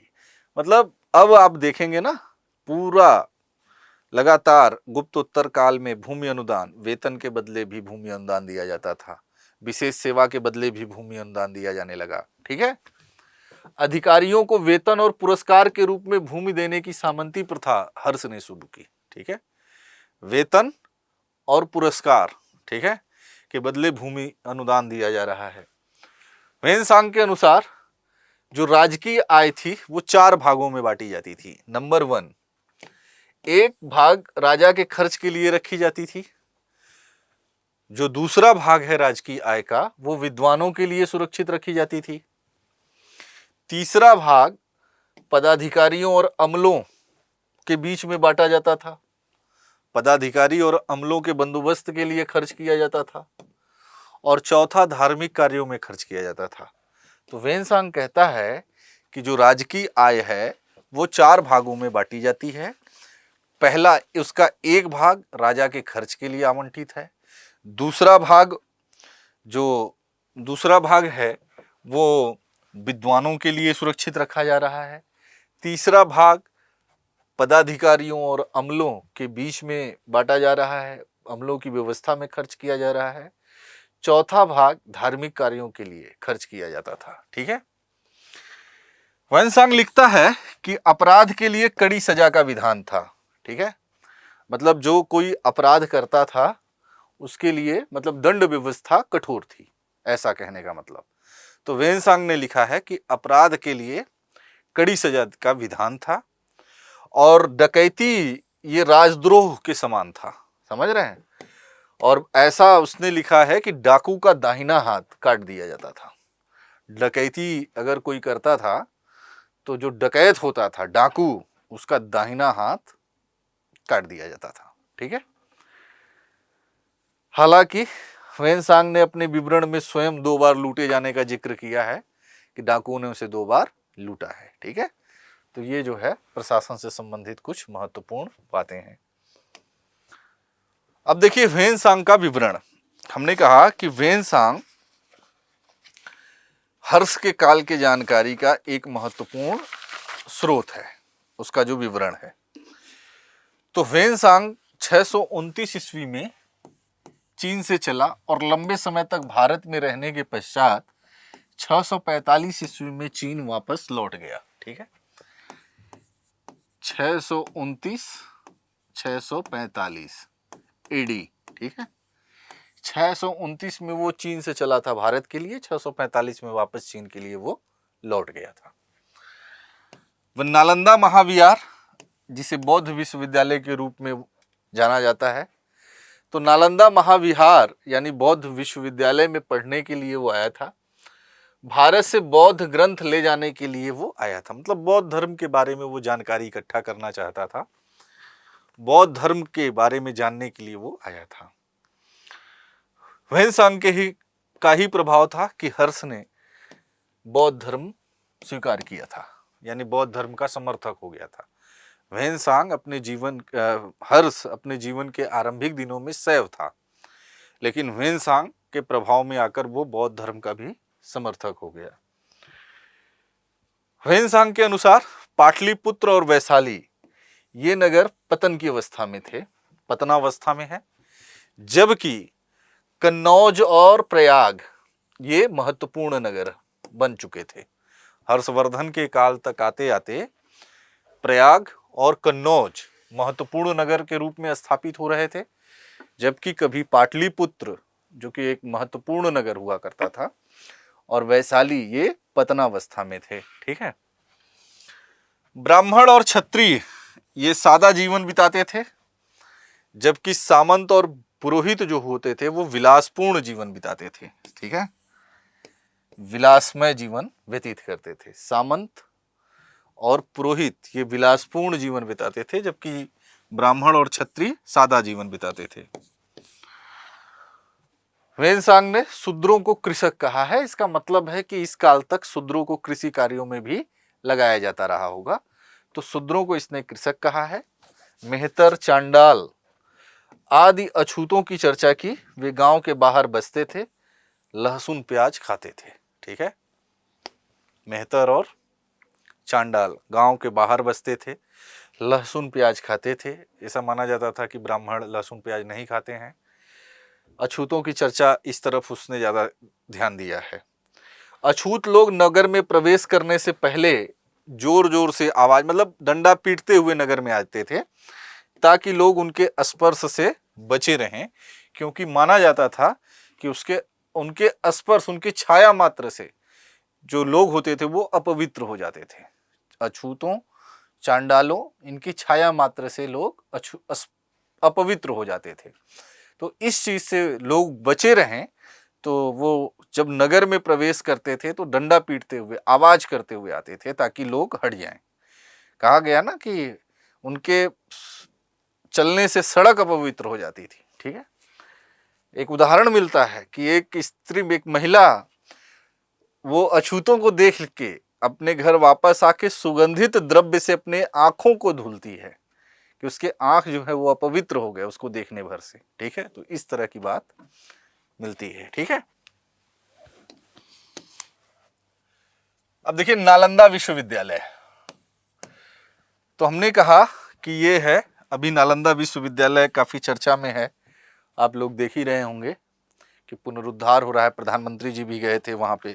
ठीक है, शपथ ग्रहण के पश्चात, और उन्होंने नालंदा विश्वविद्यालय के लिए बहुत सारा उन्होंने प्रयास किया है कि एक बार पुनः नालंदा विश्वविद्यालय की प्रतिष्ठा को स्थापित किया जाए। ठीक है, तो नालंदा विश्वविद्यालय कहाँ है? बिहार में है, राजगीर में है।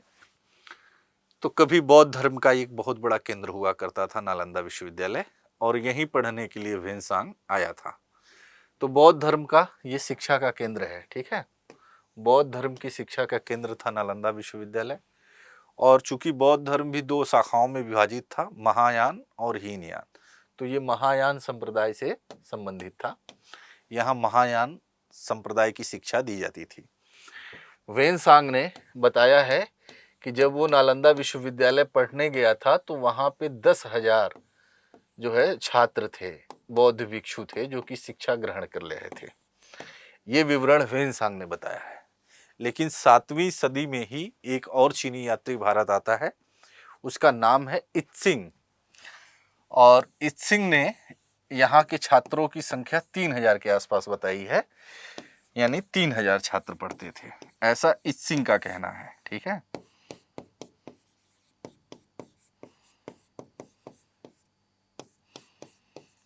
छात्र या बौद्ध भिक्षु। ठीक है, बौद्ध भिक्षु यहाँ अध्ययन करते थे। ह्वेनसांग कहता है कि नालंदा विश्वविद्यालय की भरण पोषण के लिए 100 गांव का राजस्व, ठीक है, यानी 100 गांव के राजस्व से नालंदा विश्वविद्यालय का भरण पोषण होता था। और जबकि इत्सिंग कहता है कि 200 गांवों का भरण राजस्व से इसका जो है यहाँ के खर्च चलता था, यहाँ के जो शिक्षक हैं इन लोगों का वेतन आदि मिलता था। तो नालंदा विश्वविद्यालय बौद्ध धर्म की शिक्षा का एक महत्वपूर्ण केंद्र था। बौद्ध धर्म की महायान शाखा की यहाँ शिक्षा दी जाती थी। ठीक है, ह्वेनसांग यहीं पे अध्ययन करने के लिए आया था और ह्वेनसांग यहाँ के छात्रों की संख्या 10,000 बताता है कि 10,000 भिक्षु यहाँ पर पढ़ते थे।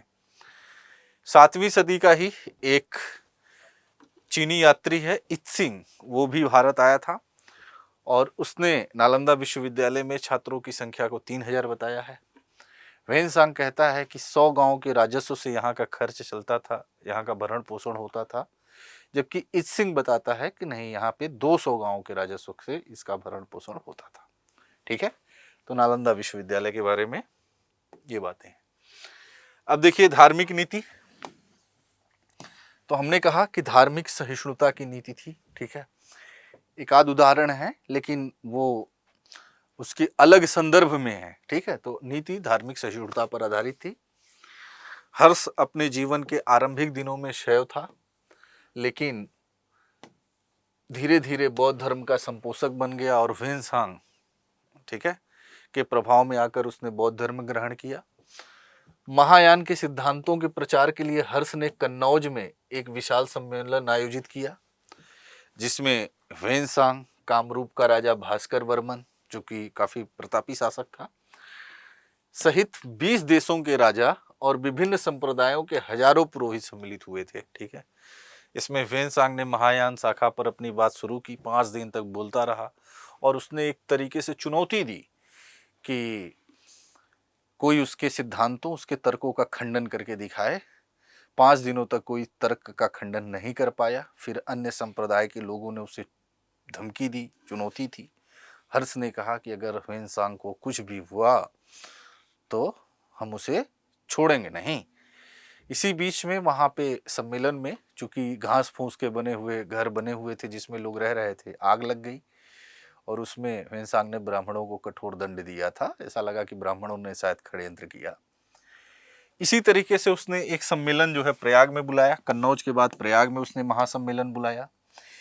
इस अवसर पर बुद्ध की प्रतिमा का पूजन हुआ। कन्नौज में भी बुद्ध की प्रतिमा का पूजन किया गया था।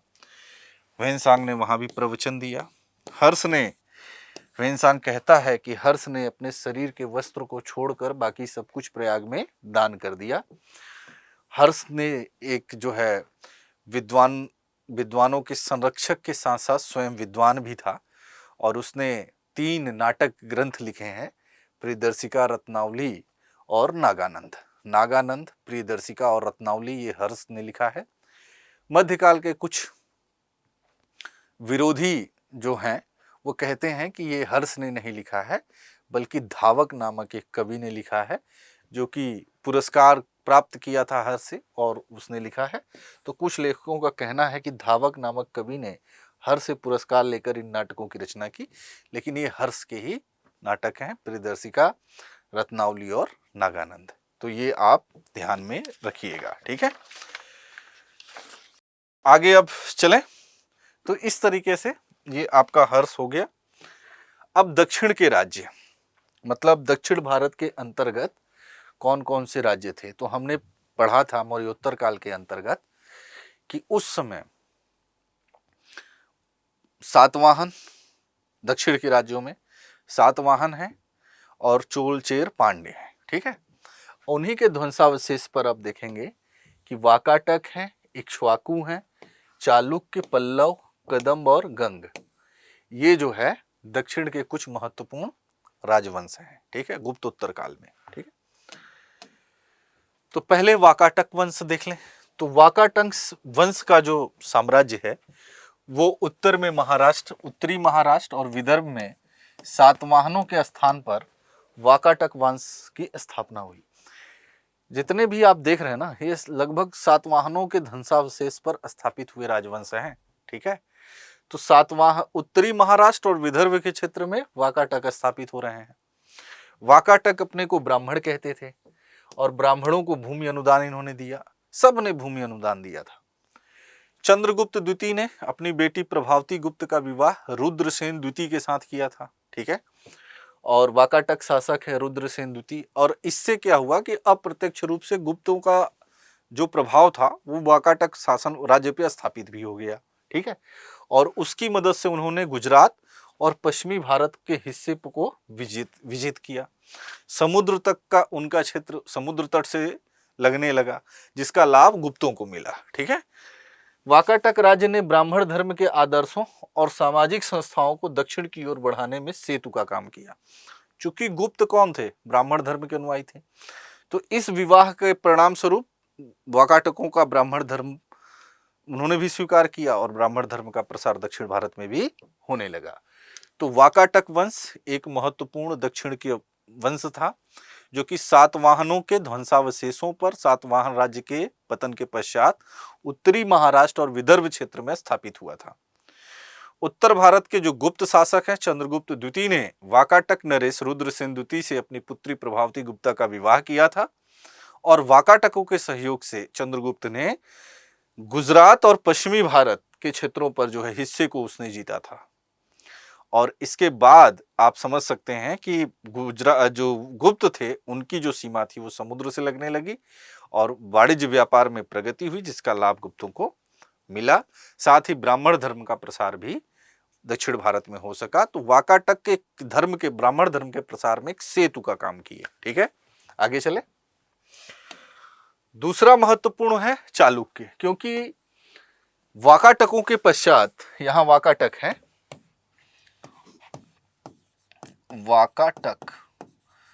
वाकाटकों के पश्चात उसी क्षेत्र पर चालुक्यों का प्रभाव बढ़ा और फिर जिसने लगभग 200 वर्षों तक दक्षिण भारत के इतिहास में महत्वपूर्ण भूमिका अदा की। ठीक है, मतलब जो वाकाटक का क्षेत्र है उसी क्षेत्र पर बाद में उनके पतन के बाद चालुक्य आ गए। ठीक है, और इन्होंने लगभग 200 वर्षों तक दक्षिण भारत पर शासन किया।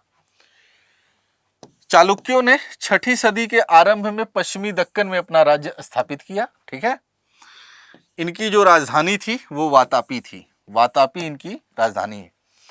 आधुनिक बादामी का जो क्षेत्र है, ठीक है, वो चालुक्यों की राजधानी थी, जो कर्नाटक के बीजापुर जिले में है। ठीक है, बाद में कई स्वतंत्र राजघरानों में ये बटे।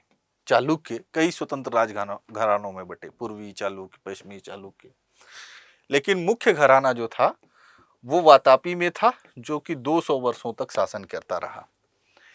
चालुक्य लोग अपने को ब्रह्मा, मनु या चंद्र के वंशज मानते थे। चालुक्यों को उनके सामंत राष्ट्रकूटों ने अपदस्थ कर दिया था। ठीक है, तो वाकाटक के बाद उसी क्षेत्र पर चालुक्य आते हैं। ठीक है, और लगभग 200 वर्षों तक इन्होंने शासन किया। 6ठी सदी के आरंभ में पश्चिमी दक्कन के क्षेत्र में इन्होंने अपने राजवंश को स्थापित किया था चालुक्यों ने, और वातापी आधुनिक बादामी जो कि कर्नाटक के बीजापुर जिले में है उसको इन्होंने अपनी राजधानी बनाया चालुक्यों ने। बाद में ये कई स्वतंत्र राजघरानों में बट गए, लेकिन मुख्य शाखा वातापी ही बनी रही, जो कि 2 वर्षों तक शासन करती रही। चालुक्य लोग अपने को ब्रह्मा, मनु और चंद्र के वंशज मानते थे और बाद में इनको इन्हीं के सामंत राष्ट्रकूटों ने अपदस्थ किया, यानी सत्ता से इनको पदच्युत किया। ठीक है, तो ये दूसरी महत्वपूर्ण दक्षिण की शक्ति है चालुक्य। तीसरी महत्वपूर्ण है इक्ष्वाकु। ठीक है, तो प्रायद्वीप के पूर्वी भाग में सातवाहनों के अवशेष पर कृष्णा और गुंटूर, ये ध्यान रखना, गुंटूर क्षेत्र में इक्ष्वाकुओं का उदय हुआ। ठीक है, ये भी कोई स्थानीय जनजाति थे, लेकिन अपनी प्राचीनता दिखाने के लिए इन्होंने अपने वंश का नामकरण इक्ष्वाकु कर लिया। ठीक है, इन्होंने कृष्णा गुंटूर क्षेत्र में भूमि अनुदान की प्रथा चलाई। ठीक है, जहां उनके अनेक ताम्रपत्र पाए गए हैं। इक्ष्वाकुओं को पल्लवों ने अपदस्थ कर दिया था, ये ध्यान रखना। ठीक है, तो प्रायद्वीप के पूर्वी भाग में सातवाहनों के ध्वंसावशेष पर यानी कृष्णा गुंटूर के क्षेत्र में इक्ष्वाकु राजवंश स्थापित होता है। ये कोई स्थानीय जनजाति थे, लेकिन अपने वंश की प्राचीनता को दिखाने के लिए इन्होंने अपने वंश का नाम इक्ष्वाकु रखा था।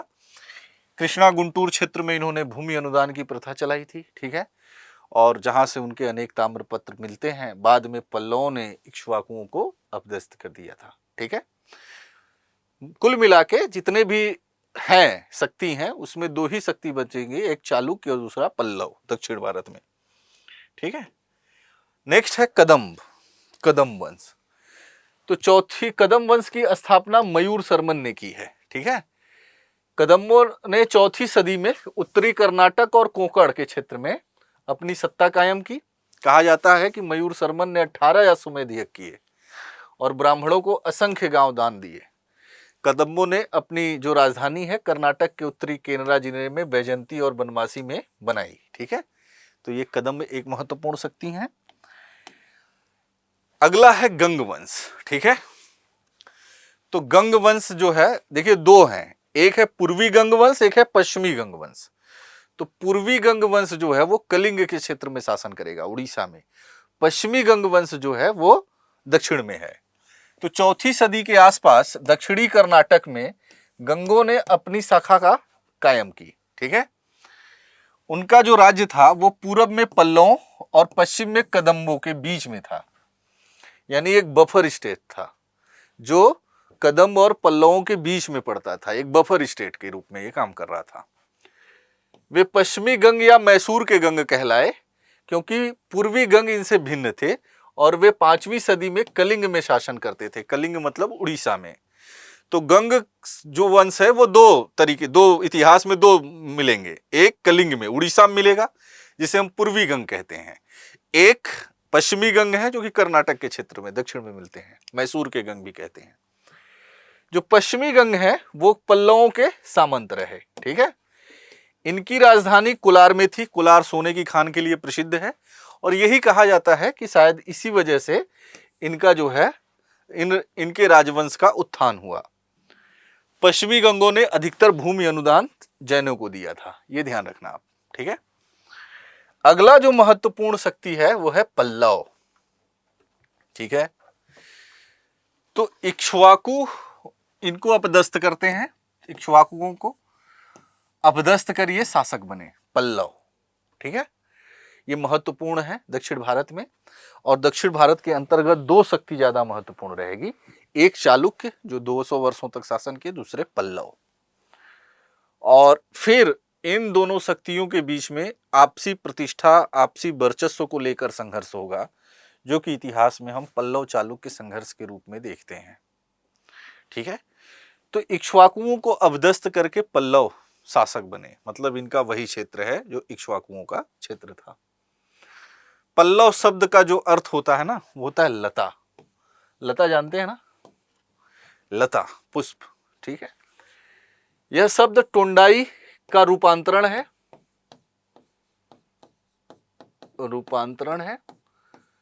जो लता का ही वाचक है, ठीक है। तोंडाई तमिल में, मतलब उस भाषा में कन्नड़ में बोलते होंगे, तोंडाई का रूपांतरण है। तमिल भाषा में पल्लव का जो अर्थ होता है डाकू। तमिल भाषा में पल्लव का अर्थ होता है डाकू, ठीक है। पल्लवों का अधिकार दक्षिणी आंध्र और उत्तरी तमिलनाडु पर था। इन्होंने, मतलब इनकी राजधानी जो थी वो कांची या आधुनिक कांचीपुरम में बनाई, ठीक है। पल्लवों की राजधानी कांची में थी, आधुनिक कांचीपुरम में इन्होंने अपनी राजधानी बनाई। पल्लवों का आरंभ में कदम्बों से संघर्ष हुआ था जिसमें पल्लवों की पराजय हुई, लेकिन शीघ्र ही पल्लवों ने हार का बदला लिया।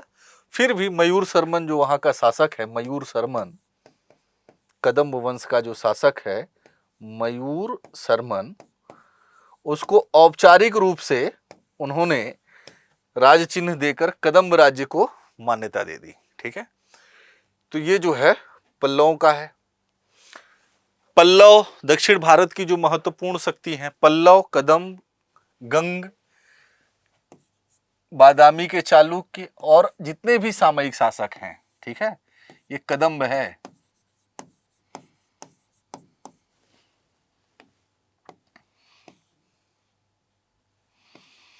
ठीक है। तो दक्षिण के जितने भी शासक हैं, पल्लव, कदम्ब, बादामी के चालुक्य और जितने भी सामयिक शासक हैं, उन सब ने वैदिक यज्ञ का प्रबल समर्थक थे। इन्होंने वैदिक यज्ञ किया।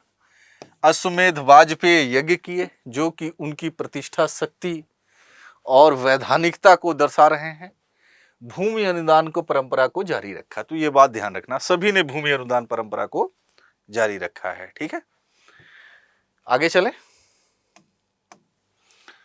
सुदूर दक्षिण के राज्य। तो सुदूर दक्षिण में हमने मौर्योत्तर काल में देखा था,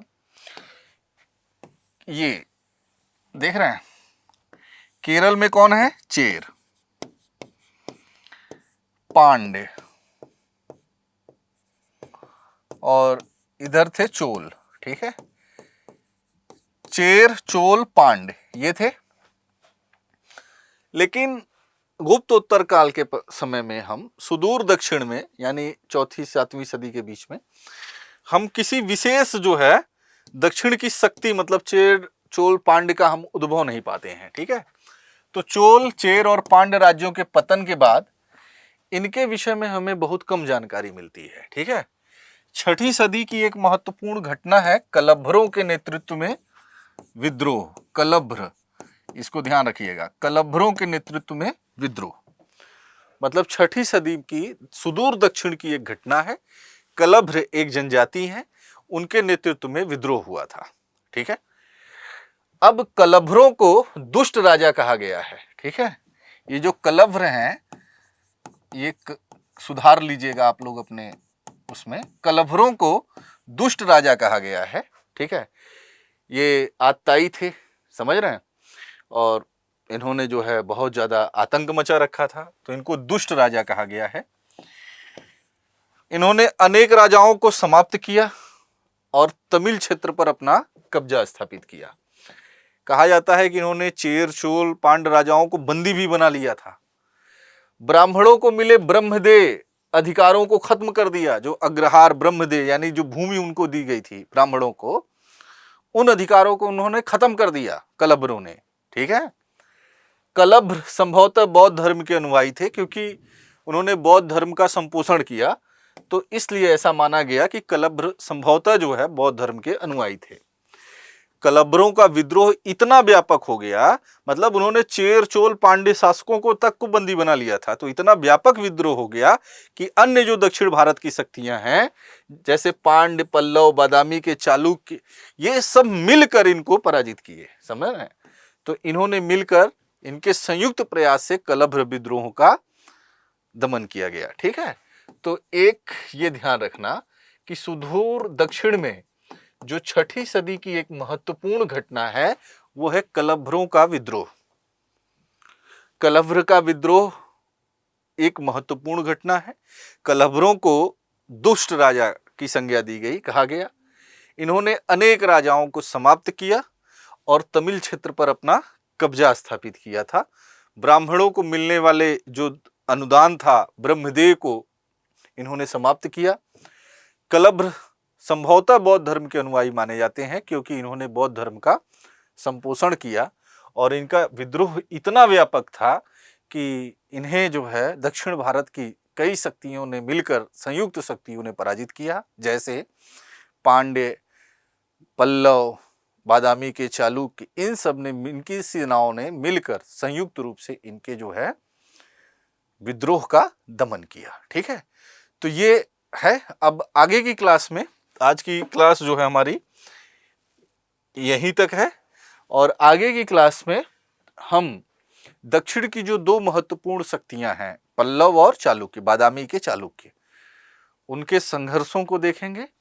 फिर उस काल में जो कुछ मंदिर कला, इन सब का विकास हुआ, उसको समझेंगे। तत्पश्चात फिर हम आगे अपनी क्लास को कंटिन्यू करेंगे। तो आज की क्लास यहीं तक, मिलते हैं अगली क्लास में, तब तक के लिए थैंक यू सो मच।